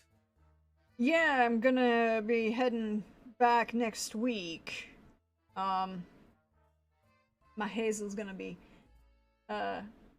setting up everything here now. We bought the house. It's brand new and real lucky to get it. You know, real lucky to get it just the way we wanted it. And now it's small, but it's ours. It's ours. And we're gonna be using that GI Bill to its fullest, as we say. As you should. Wait, hold on. It's there for a reason. Um, You can punch your numbers a little bit. I'll fix it. But have you? Well, do you know most of the folk around here? I mean, we moved in 2 weeks ago and had 2 weeks of not having to cook in our own house. Folk are real friendly around here, and so many casseroles. You can say that again. Yeah, I know most of the people, not so much the newcomers. A lot of newcomers actually in the neighborhood recently, like yourself and your lovely wife. But I do know some of the people who've been around for a while, even if they haven't lived here a while. Like over there, you'll see Dr. Mercer Blackthorn if you ever have any issues. You can just stop by and ask him to see you. And if that house is a little too intimidated, they got the nice one just right across the street. You can go just a little bit past down the street over there. And over there is a new family with Dr. Musgrove and his lovely wife and twin children. Lovely, lovely people. He is a small family doctor, so if Dr. Blackthorn is a little intimidated to stop by just on a random Tuesday, you can stop by with Mr. Musgrove. Then right next to them, you got the Kwan family, also new, lovely. Also have a couple of children over there. And I'll like start talking about some of the Yeah, talking about everybody. He'll kind of join in as a little bit, and then you'll kind of look up and you'll realize that your wife is kind of like waved at you, like she and Hazel Grimes are, she's going to introduce Hazel around to the other wives in the neighborhood, and brings her over and introduces her to June. What's your wife's name again? Because I don't have it in writing in front of me. I'm sorry. I need to send that to you. Yunji. Yuji. Oh yeah. Okay. It got moved.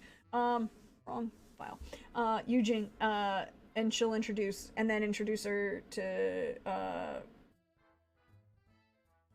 I don't have Mrs. Musgrove's name.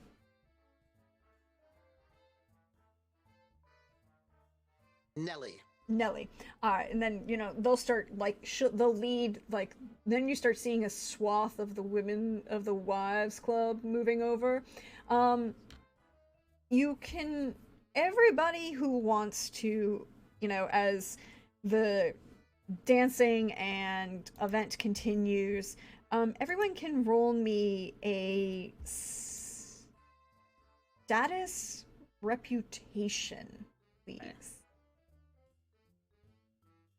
Can I use any points on this? You can use all. You have three. You have 3 bonus dice. Everyone can always use bonus dice on any roll.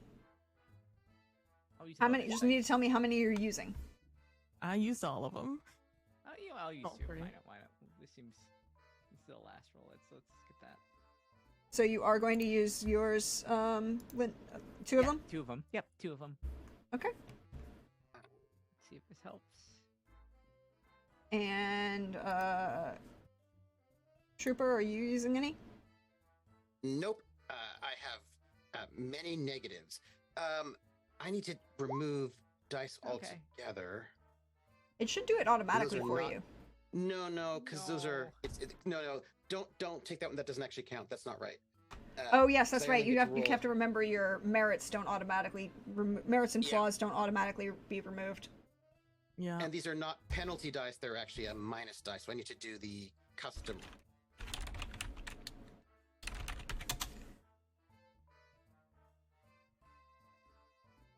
Because I get a -2 on all of my reputation dice. All of my status rolls, as a matter of fact. And to answer Krellin's question, we are using the a modification of the Sword Chronicle system, and they use D6s. Roll. Okay, so we've got a 1. A 1. Okay. Again, I am an outcast. People don't want to hang out with me. Because I am shameful. So we've got an 18. Oh, but the Walters family is getting very popular. This is also technically the role for the Wives Club. Mm-hmm. and the shifting and moving of things in the Wives Club.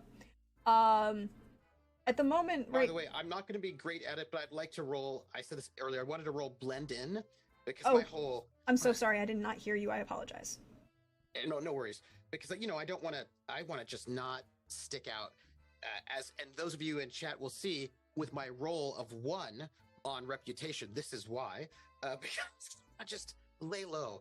And I'm going to use one of my bonus die. Okay.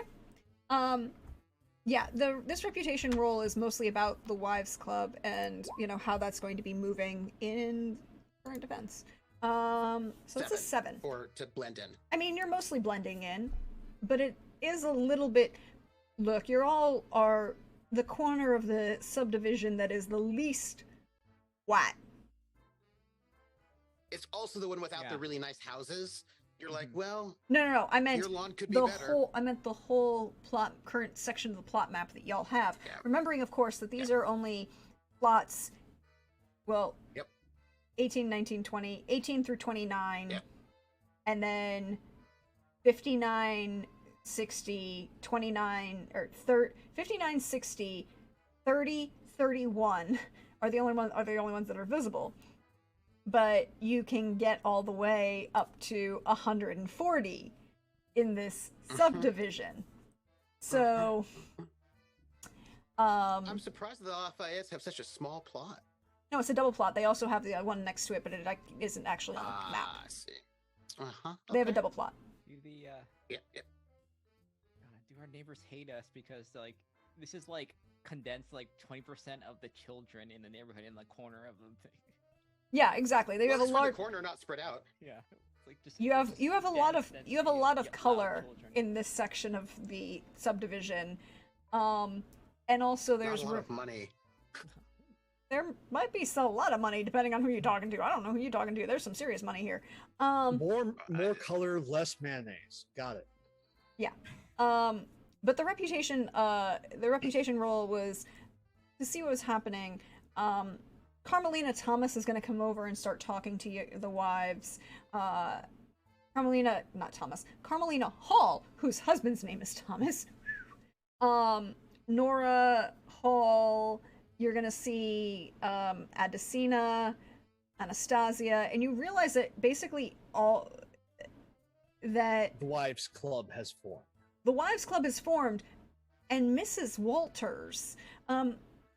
Ro, what is your charming wife's name?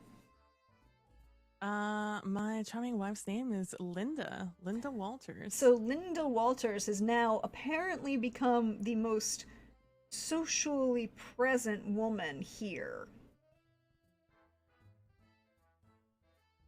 And because of that role, PB, you will get a bonus dice for your house fortunes roll that we are going to do in the near future. Nice. I, however, need to know 2 things before we get into the house fortunes roll. The house fortune, I need to know, are any of you or any members of your family going to stand for head of the country club, head of the HOA, head of the PTA?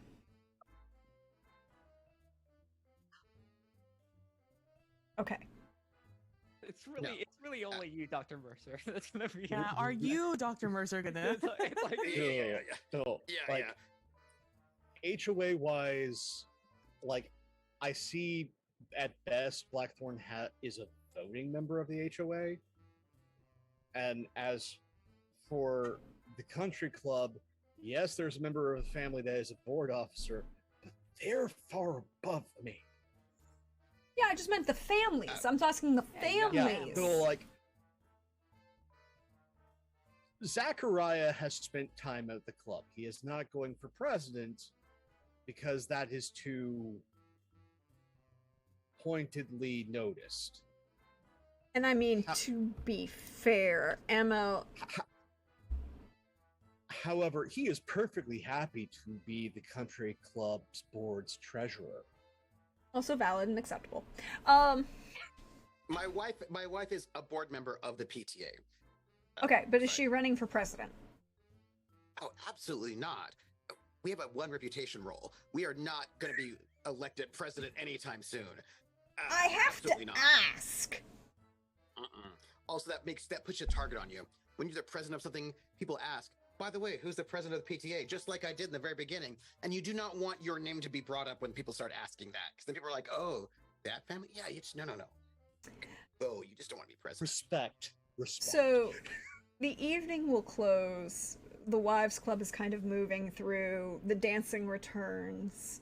A number of small children have kind of conked out in various places, but there's becoming a big spread of blankets and some pillows being thrown down as the evening gets ready. And Daniel Grimes brings out and he grabs Karadek and a couple of his army buddies who are there and brings over 6 large wheelbarrows full of sand that have been pre-staged with fireworks into the center of this green space.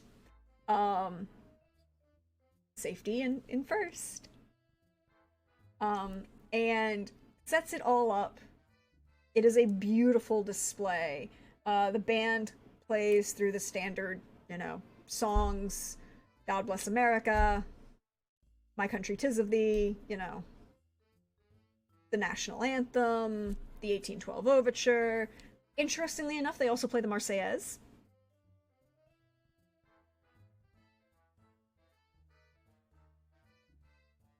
And a rousing rendition of well, you are in Georgia, Dixie.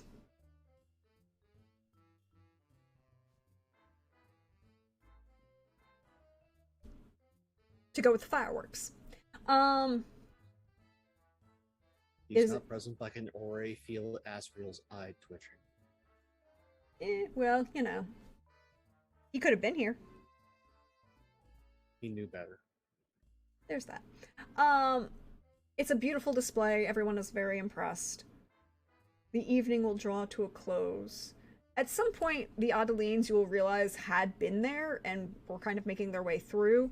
You also will see Robin McLeod, or the back of him as he leaves, with this other woman that nobody was introduced to.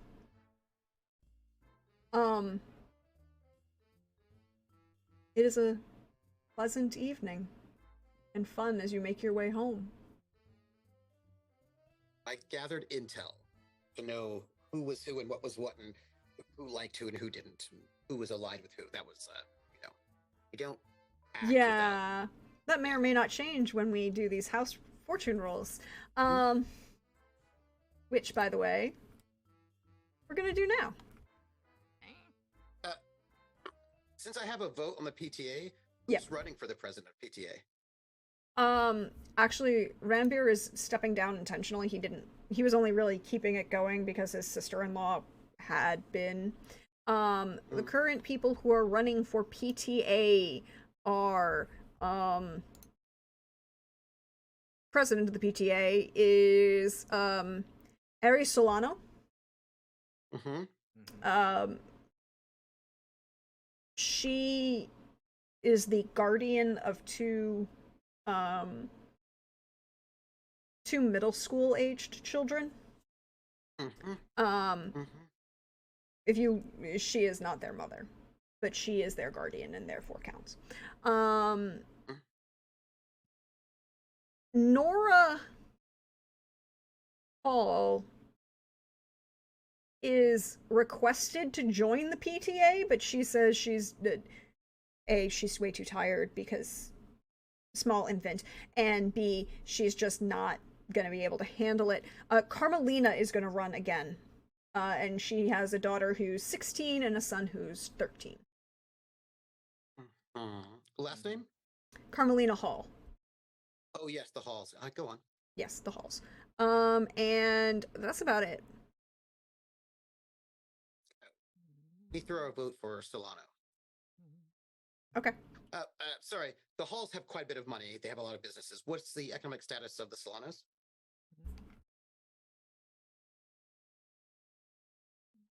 Hold, please. I have to open that sheet that I apparently just closed. And like, what's their HOA rating? Because that's the thing we can see when we walk down the street. You know what I mean? Yeah. So their HOA rating is. I can give you the tier, not the Yes. specific number. The HOA rating on the Solanos, who you want, or the halls? Both. To compare and contrast. Okay, so the HOA rating for the Solanos is here please. A little well loved. But that just adds character. And then you wanted the halls, correct? The halls are for HOA.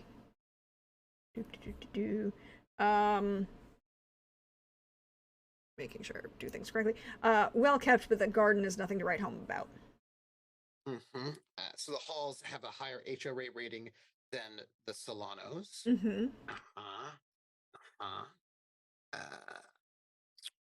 You like reputation of those two. I'm thinking like, what things would we be able to know? Yep, the reputation for the halls and the Solanos. Reputation for the halls. Hold please. Going back and forth between things. And wealth. Reputation and wealth. Wealth you wouldn't necessarily know. Okay. Wealth you would very likely not know. Most people don't talk about money. Okay. You would tell you can. It's based on your impression of them, based on what the house looks like and what how they're doing. But you will never actually know that. You can know reputation. You can know HOA. So reputation, their HOA that their reputation is folk are learning your name. You even get invited to bring a dish to the potluck this year. For the halls. Is that the Solanos or the halls? That's the halls. And the Solanos are relatively new, generically speaking, in the sense that they have been here for like two generations. Well, they moved into Savannah in 1918. And their reputation is, bless their hearts, your family's historical scandals still influence opinions, but your attempts to overcome have been noted. Absolutely, we're voting for them. The Solanos? The Solanos, not only... Absolutely. Also because she wanted them to play something a little bit spicier, a little bit hotter than what they were playing in the band. Absolutely. Our one vote goes to the Solanos for the PTA president. 100%. Okay. Anyone else throwing in their hat for vote for the Solanos? Just, message me. Put it in the Discord message for us, everybody, as you do, so I can see it later when I do these rolls. Not our horse race. We're more interested in the HOA and the board.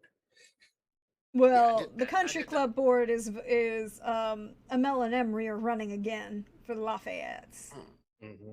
Can't piss them off, so they'll just get voted out. And the HOA board? Yes. I'm a voting member. Yes. Are any of you running? Are any of your families in the running for HOA? I'm barely in the HOA. Yeah, I mean, if I had an HOA vote, I'd totally vote for you. Thank you. That's what I would do. The two people who are throwing their hats in the ring against the two people who are throwing their hats in the ring are Anastasia Fouché and Adesina Apase. The Apaces have let the family get away with the way things currently are, so they have our support. Again, if you want to throw your choice votes into our Discord chat so that when I can go back and look at them when I do the house rolls for all of the NPCs.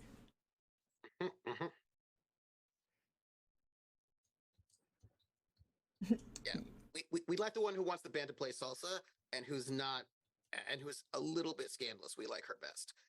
Well, she's a little scandalous. But we are coming up and we are going to make house fortune rolls for everybody here because we are going to be jumping forward in time from this point. When you next see these wonderful people, it will be 1948. And we need to know what has happened between 1945 and 1948. And to do that, we need to make some rolls to see how their fortunes rose or fell. And they have various. So when we had done all of those house stat rolls, those led to things that you could invest in to build up possible add bonuses to your future house fortune rolls. House fortunes start with 2d6, and then you roll maybe additional d6. Maybe you add modifiers based on what you have or what you invested in. So each of the players is going to roll that, and that roll corresponds to a fortune. The same kind of thing that we did, that rise, that fall, descent, fall, greed, benefit, whatever. And we are going to find it in the book. That's on page 83. No, it's actually on page 83 is the table of results, not actually what they do. Yeah, because what they actually do is on page 184. It's a pain in the butt. Yes, it is. But first we start with 83 and then go to 184. Yes, I had to pull up the right page. All right, so page 83. And I think we should do this in order of, your street number. So, number 19, Forest Drive, would be the Walters. Hey, Ro. Hello. Good to see you. Hi. Good to see you. Okay. Hope you had a nice time here at the at this get together. I sure hope it was good for me too. All right. So it's initially starts with 2d6 and then it goes from there. Then So all of your bonuses that you got from your investments. Yeah, from all the bonuses that you got from your investments, whatever investments you chose to make, because as I told my players, I can't keep track of them. There's too many. That's yeah. fair. And it starts and all in one. This is an all in one. Mm-hmm. Okay. So if you roll and basically if you roll the 2d6 and then just add the modifiers, it'd be easier. Just don't add in the stuff from land, which is the wealth stuff, because that's separate. Like if it says wealth, that's basically your fortune roll and your wealth to your wealth bonus. Okay. But if it says wealth / house fortune, then I That's still house fortune. at that one. Then it's house fortune. Yeah. Okay. And influence is every 5 points, right? Is it d6? Yeah, but you spend it. And you do not invest it. Get it back. Or you also can have influence through if you have heirs or if you have children. I don't think you so you wouldn't get anything from influence. Wealth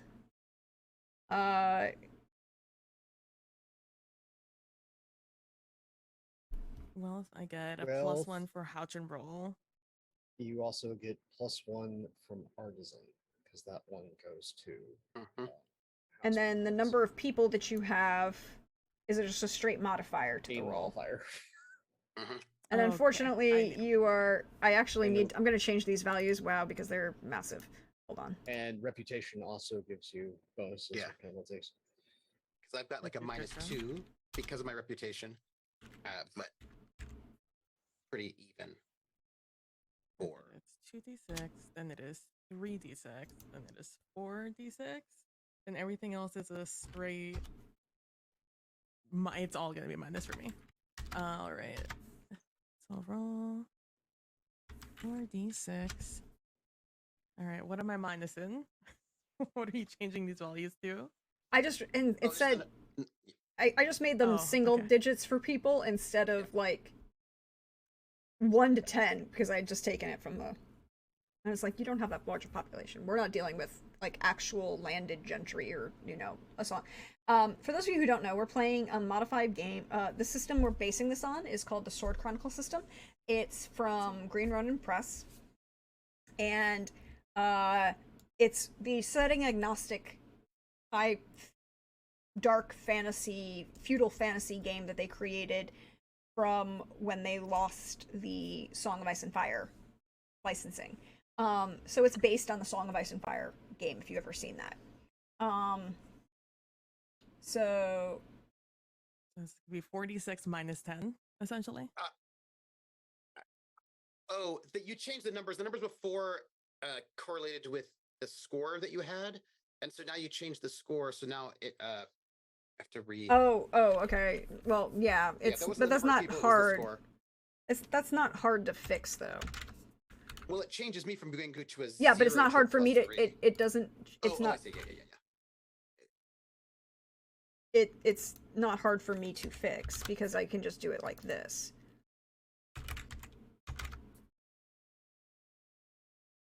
And actually, I can just fix it the easy way. There you go. All right, so then that's where you're at. All right, and then plus reputation is also a negative there. Yeah. So it's negative 15 then. Okay. I hope for good rolls, guys. Because this one's gonna be rough. And Okay. then it's gonna be this minus 15. 8 minus 15. Negative Luckily, you 7. cannot go that far down. So it's just disaster. Yeah, it's just a disaster. Did you have bonus die left over though? No, I use them all. Yeah. It's just a disaster. Which is. It's just a disaster. Yep. So you can write this down in your Excel sheet that you got a disaster for 1945. A disaster is an event catastrophic proportions and sets the house back in a significant way. Examples include the outbreak of plague, the disfavor of the lord or king, oh, well, you also had a bonus dice in here. Did you use your bonus dice from your reputation roll? Oh, that's right, you did. Oh, no, I didn't. I did not. Oh, well, I mean, Roll that die. not gonna help, but I'll do it anyways. Roll 1d6. 2, 10.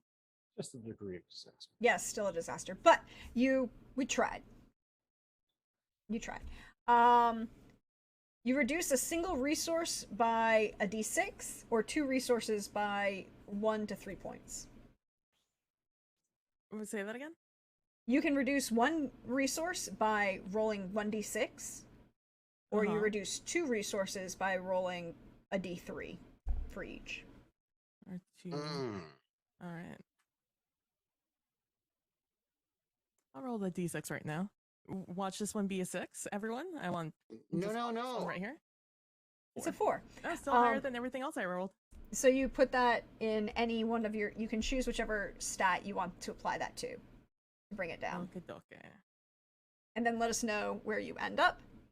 And while you figure out that math, I'm gonna jump over to Lynn. Or well, no, it is the Gwillums next. Just need to know with the magic fortune modifiers, does that go towards house or not? Magic fortune goes towards house. Okay. The only one that goes towards wealth is land. If you have. Okay, that changes things. Give me a second.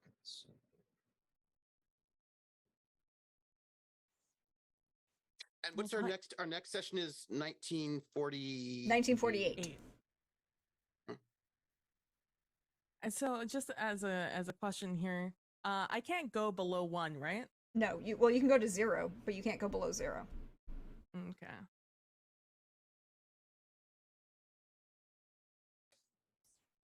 So this is where we see that the rich get richer and everything is unfair.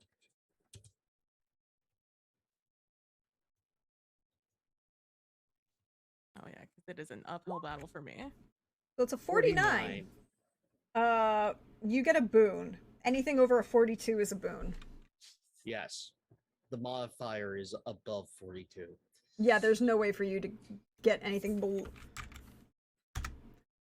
So a boon is, you gain either, we'll figure out what this is, and again, these particular boons you may discover, as we go.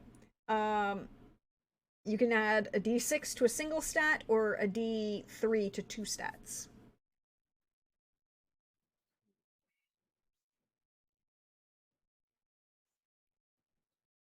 During this period of time.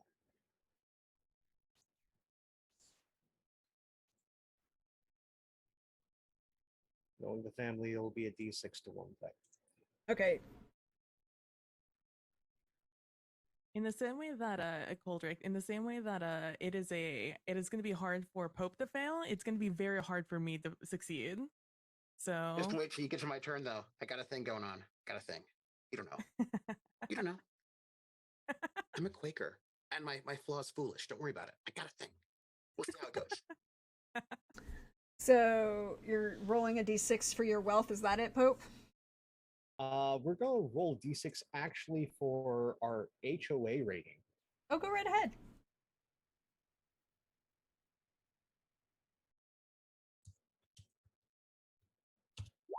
So 3. we had 3.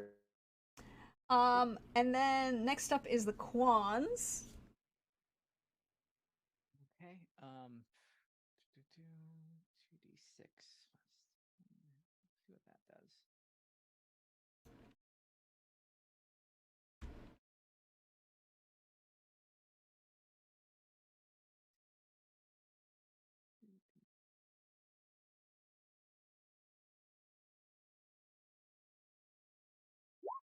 $21. 21 is growth. And with a growth, which is a positive, not a negative, you improve 1 stat by 1. 1 stat by 1. Okay. 1 singular sensation every step she takes. 1 Thrilling combination. Okay.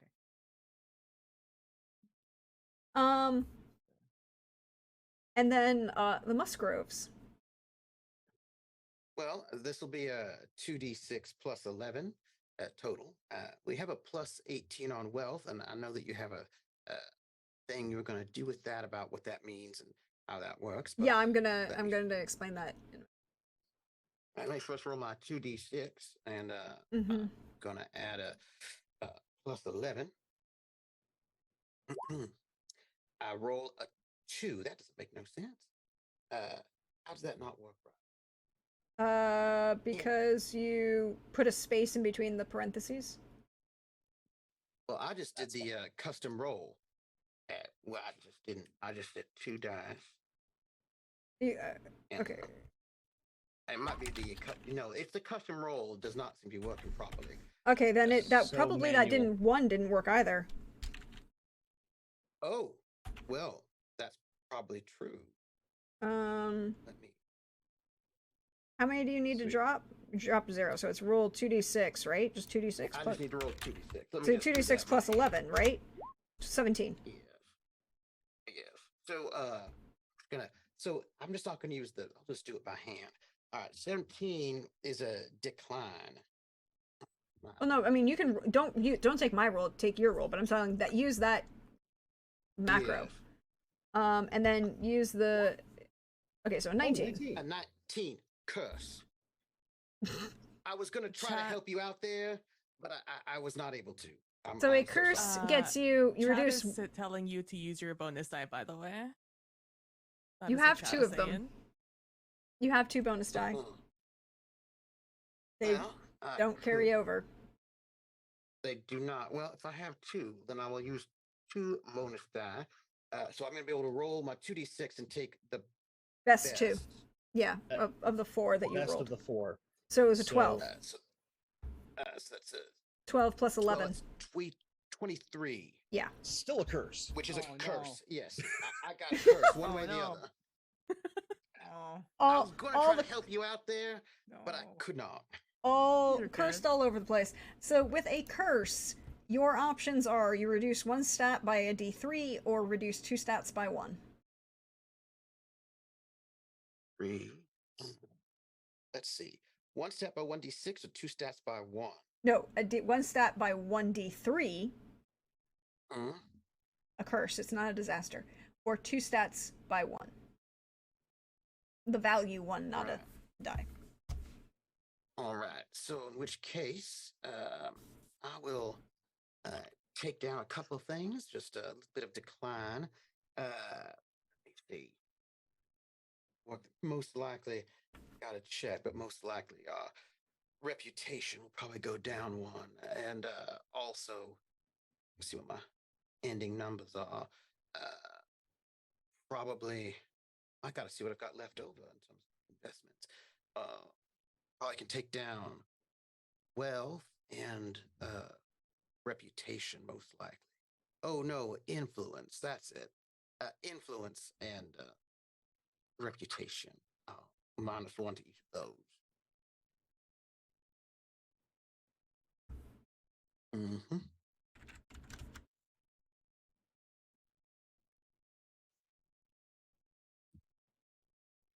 Oh, that's me. All right, then. So here's where things get kind of interesting because wealth is unique in the way this system works because it doesn't actually benefit you except in wealth, but at the same time, wealth helps you buy other things. So if you have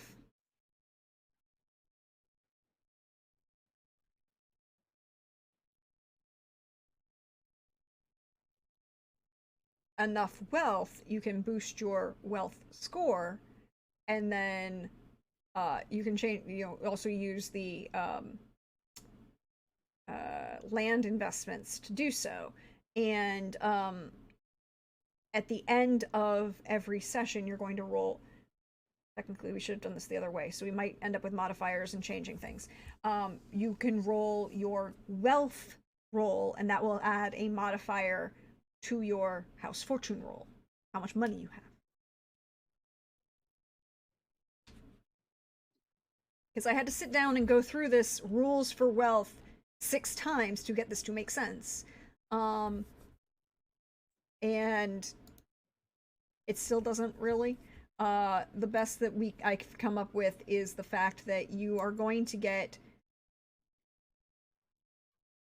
every time you have a wealth investment, you can get that straight modifier added to your wealth, and it can either also have a house fortune roll, or other benefits. And I went through and decided, just because it really does need mathematically and to be really fair, every wealth stat needs to have a house fortune roll modifier. Otherwise, it doesn't work. If it doesn't have another benefit, it has to be a house fortune roll. So every wealth investment will bump your wealth up, and if you have enough wealth, it will also, some of those investments will also give you a bonus to your house fortune rolls. Okay. And then there are land benefits that would be investments in your wealth, right? Mhm. For example, the orchard, which is a straight wealth benefit. Now, when do you get that? You can apply it at the beginning of your wealth roll. No, I meant that, like, let's say you have the orchard, which gives you invest in your wealth itself. That's not going to improve your fortune roll, but Yeah, it will, because that's the thing, is like that will improve your, if you have because you will be able to how to phrase this, and I'm sorry I did not explain this properly, and I'll stop this. Like, your wealth goes up at the end of every session. Mm-hmm. if you have land investments, that wealth, that's anything that says that it goes to wealth will go directly to your wealth stat at the end of every session. And before the next session, you can choose to add additional wealth investments if you choose to, which would give you either other benefits or a benefit to your house fortune roll, in addition to adding to your wealth again. Does this make more sense now, Trooper? So the 18 that I would be adding to my 18 I get from my 3 acres of fertile land, I should add to my wealth score. Yes.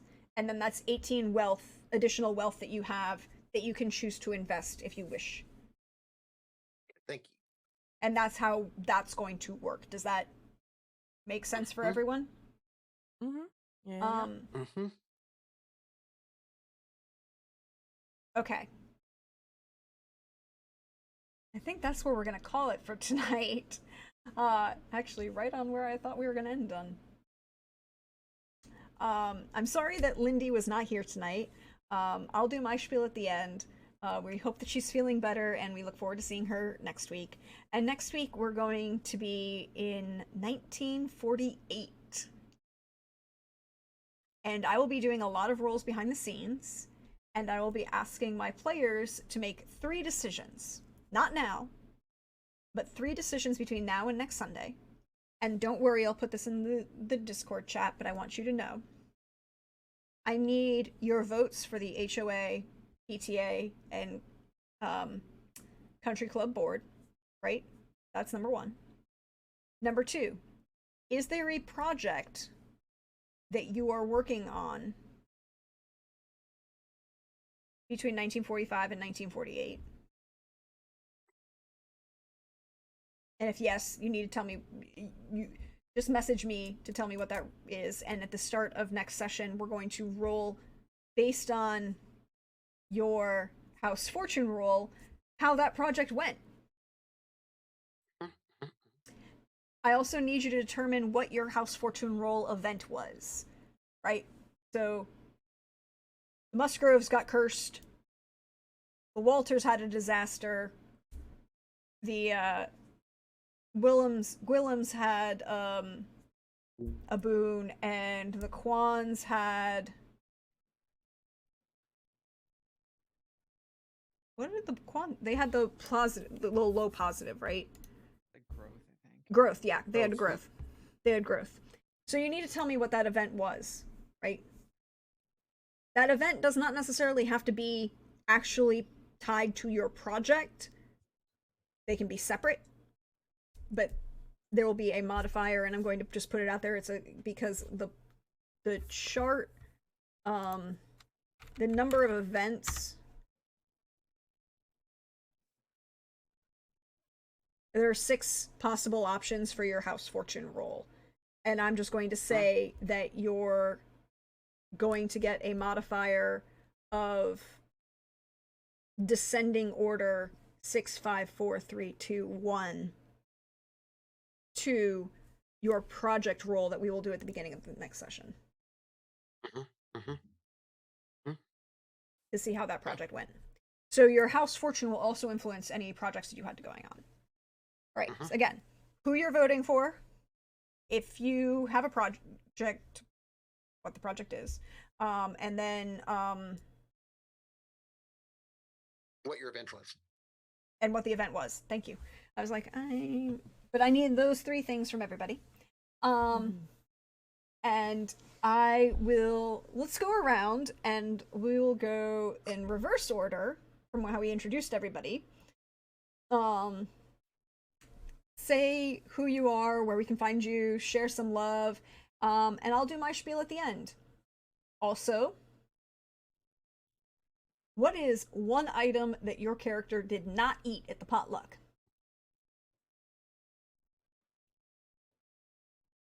Hi, Trooper. Well, what did I not eat the potluck? That seems quite difficult because you don't want to stand out, and not eating something is going to upset someone. So I think that I probably ate a little bit of everything because being seen not eating something that's going to offend somebody, and that's never a good idea. Well, then I guess I'll just have to rephrase it. What is the thing you liked the least at the potluck? Oh. Hmm. What did I like least at the potluck? Well, I don't know what everybody. Well, I don't know what all everybody brought, so that's a bit difficult. Well, there was the smoked pig. There was Mm, barbecue. There was coleslaw. There was 3 different types of family mac and cheeses. mm, mhm. Um, Certainly not going to pick any of those to like least. That is dangerous right there. uh, 2 different cornbreads, Mm,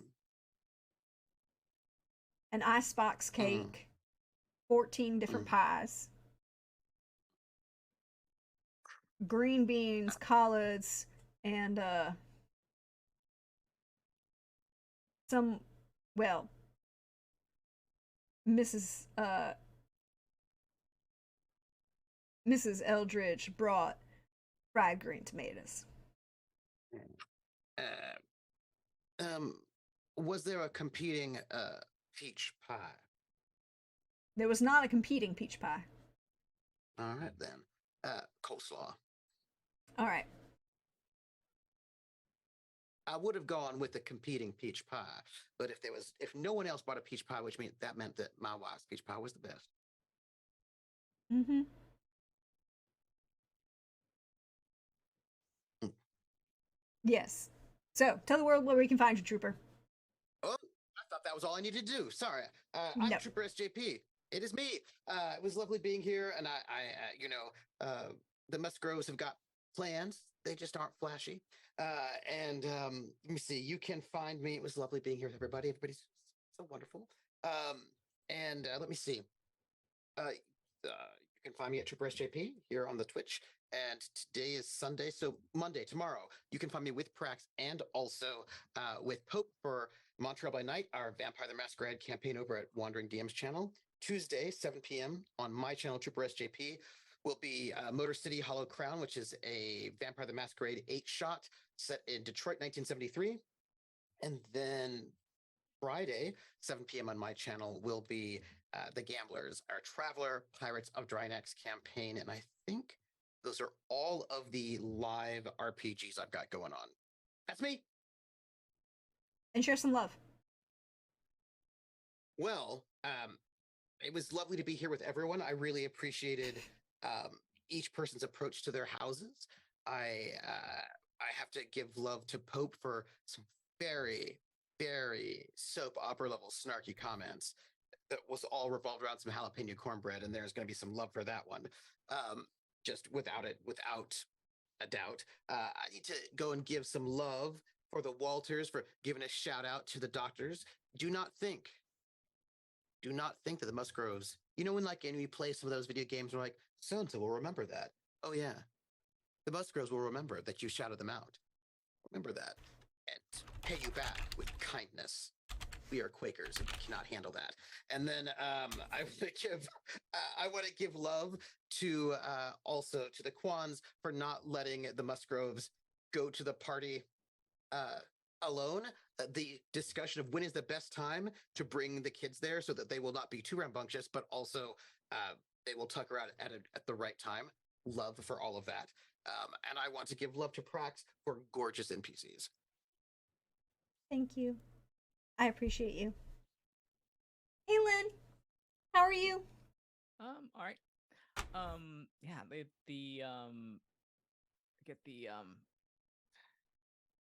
I love playing with everyone. I love just seeing everybody just kind of like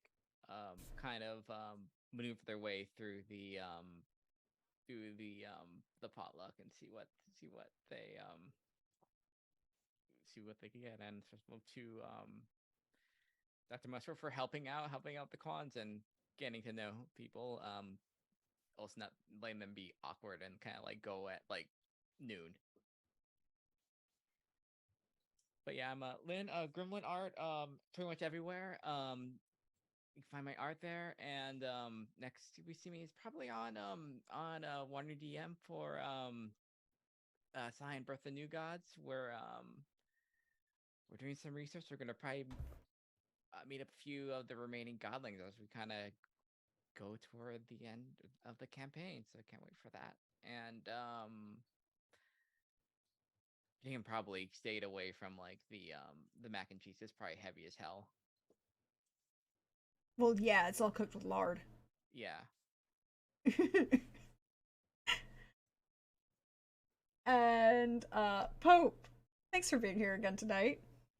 Oh, it was absolutely delightful. This is just the 14-year-old that came home as a latchkey kid and watched the Dark Shadows reruns is just absolutely freaking giddy. And so yeah, no, this was great. From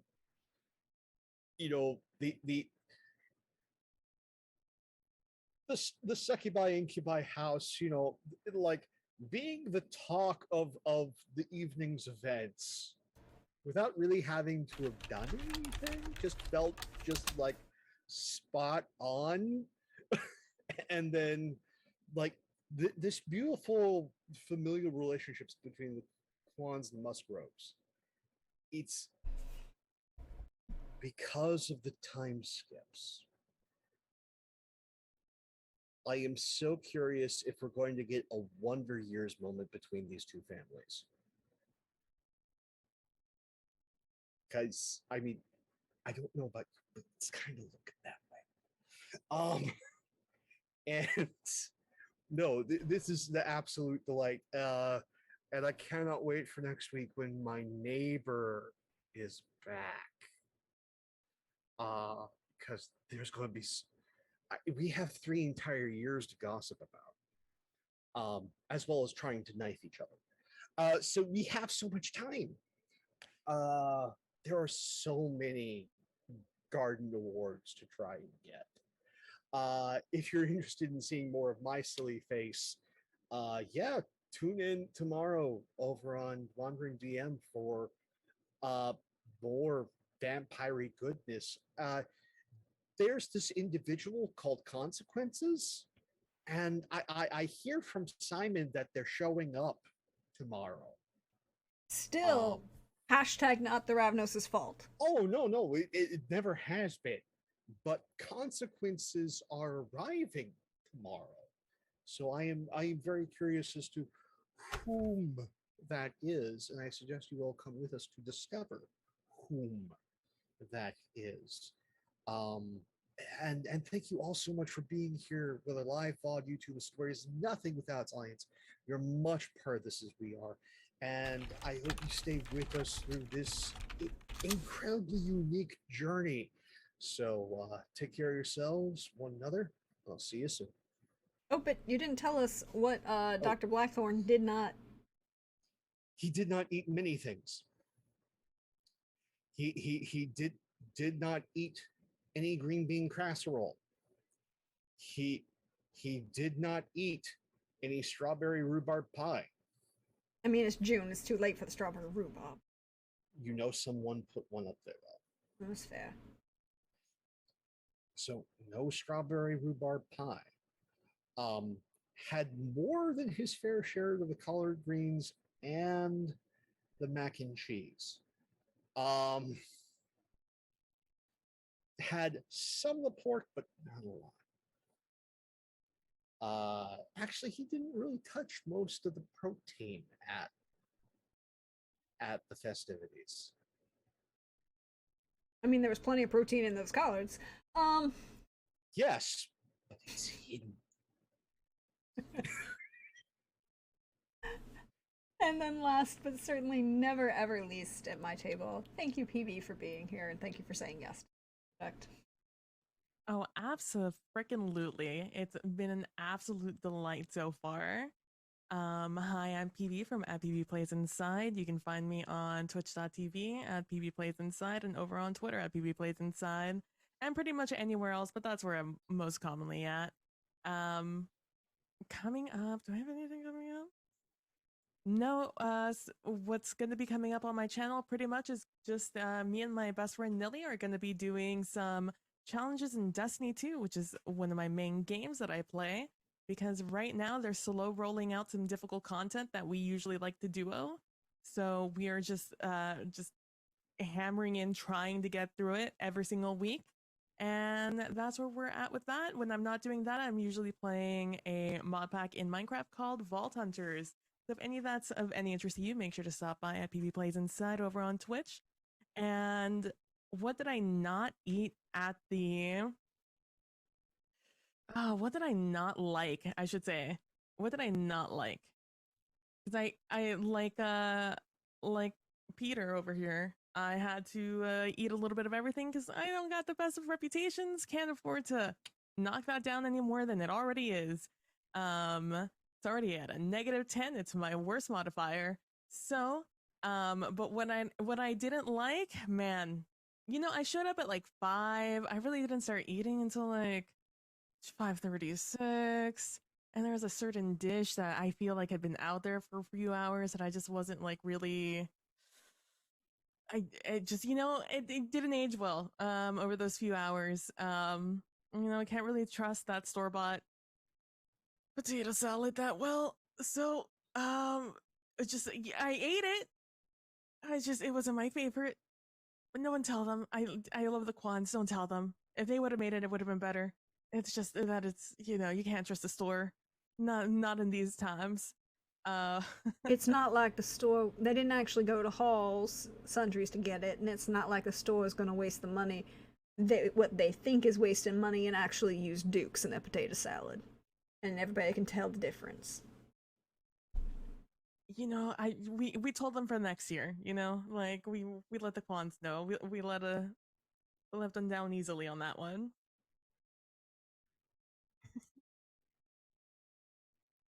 But that was, I think that's it, right? Just Yep. And share some love. All right. Oh, right.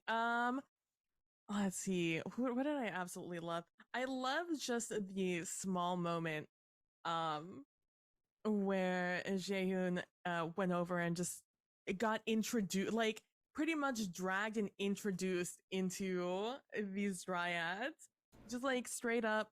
It was just having like a pleasant conversation. And then all of a sudden was just like, oh, you like plants? I know a guy. Here's my friend. Have you met? You know? And just instantly into business. And he was just like, okay, what are you looking for? Because I got everything. Just tell me what you want, I got it. And you just rolling high on that roll also just made that so much better because it was just like, oh, all right, I got everything for you. Need something, just let me know. I got you. That was great. I love that moment. Indeed. Well, excuse me. Thank you everyone for being here. Thank you to my wonderful players for agreeing to this project that we are doing and seeing how things work. And then, hi everybody. I'm at Dirjadonlan on Twitter, or Praxagorathesmia4. You see me around here on Twitch. Your friendly neighborhood Prax, or Prax the Bard over on Hive. And apparently Instagram, which I guess I put out that I do this on Instagram too. It exists. But I appreciated each and every one of you here. I will be doing a lot of things behind the scenes to set up for next week for the House Fortune rolls and paying attention to the voting that will be going on. I might throw a vote up on Twitter that'll run for the whole week, and then we'll see who shows up. You know, I might do that. But you can find me next tomorrow with, again, Hope and Trooper over on Wandering DM at 8:30 p.m. Eastern for Montreal by Night. Hashtag not the Ravenosis fault. Hashtag God, why do I keep taking these noobs on a breaking and entering?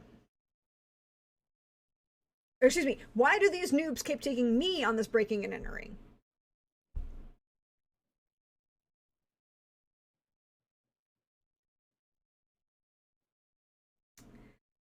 But we will I see you crawling.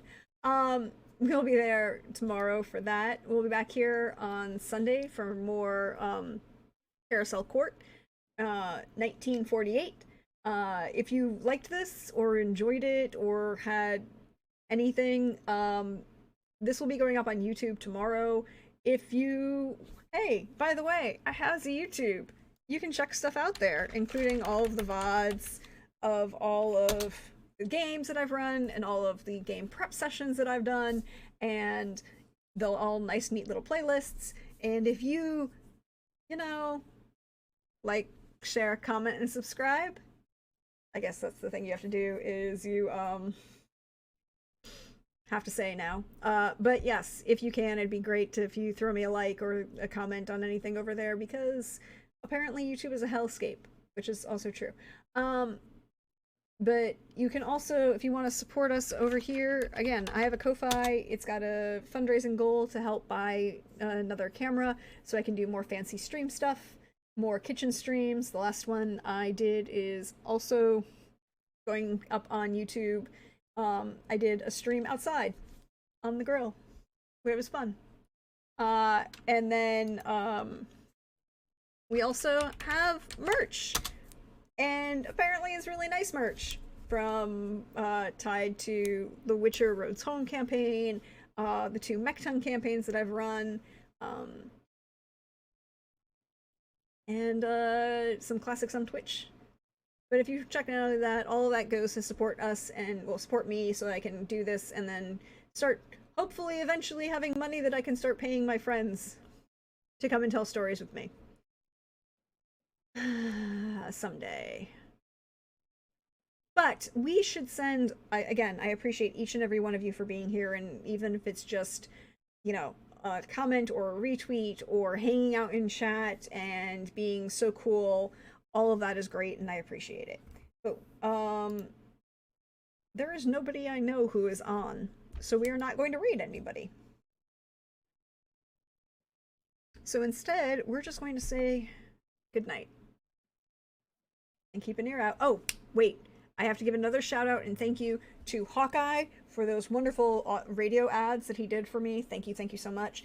And to Painting Pirate for that wonderful intro of the modified version of King George's VE Day speech. So thank you again.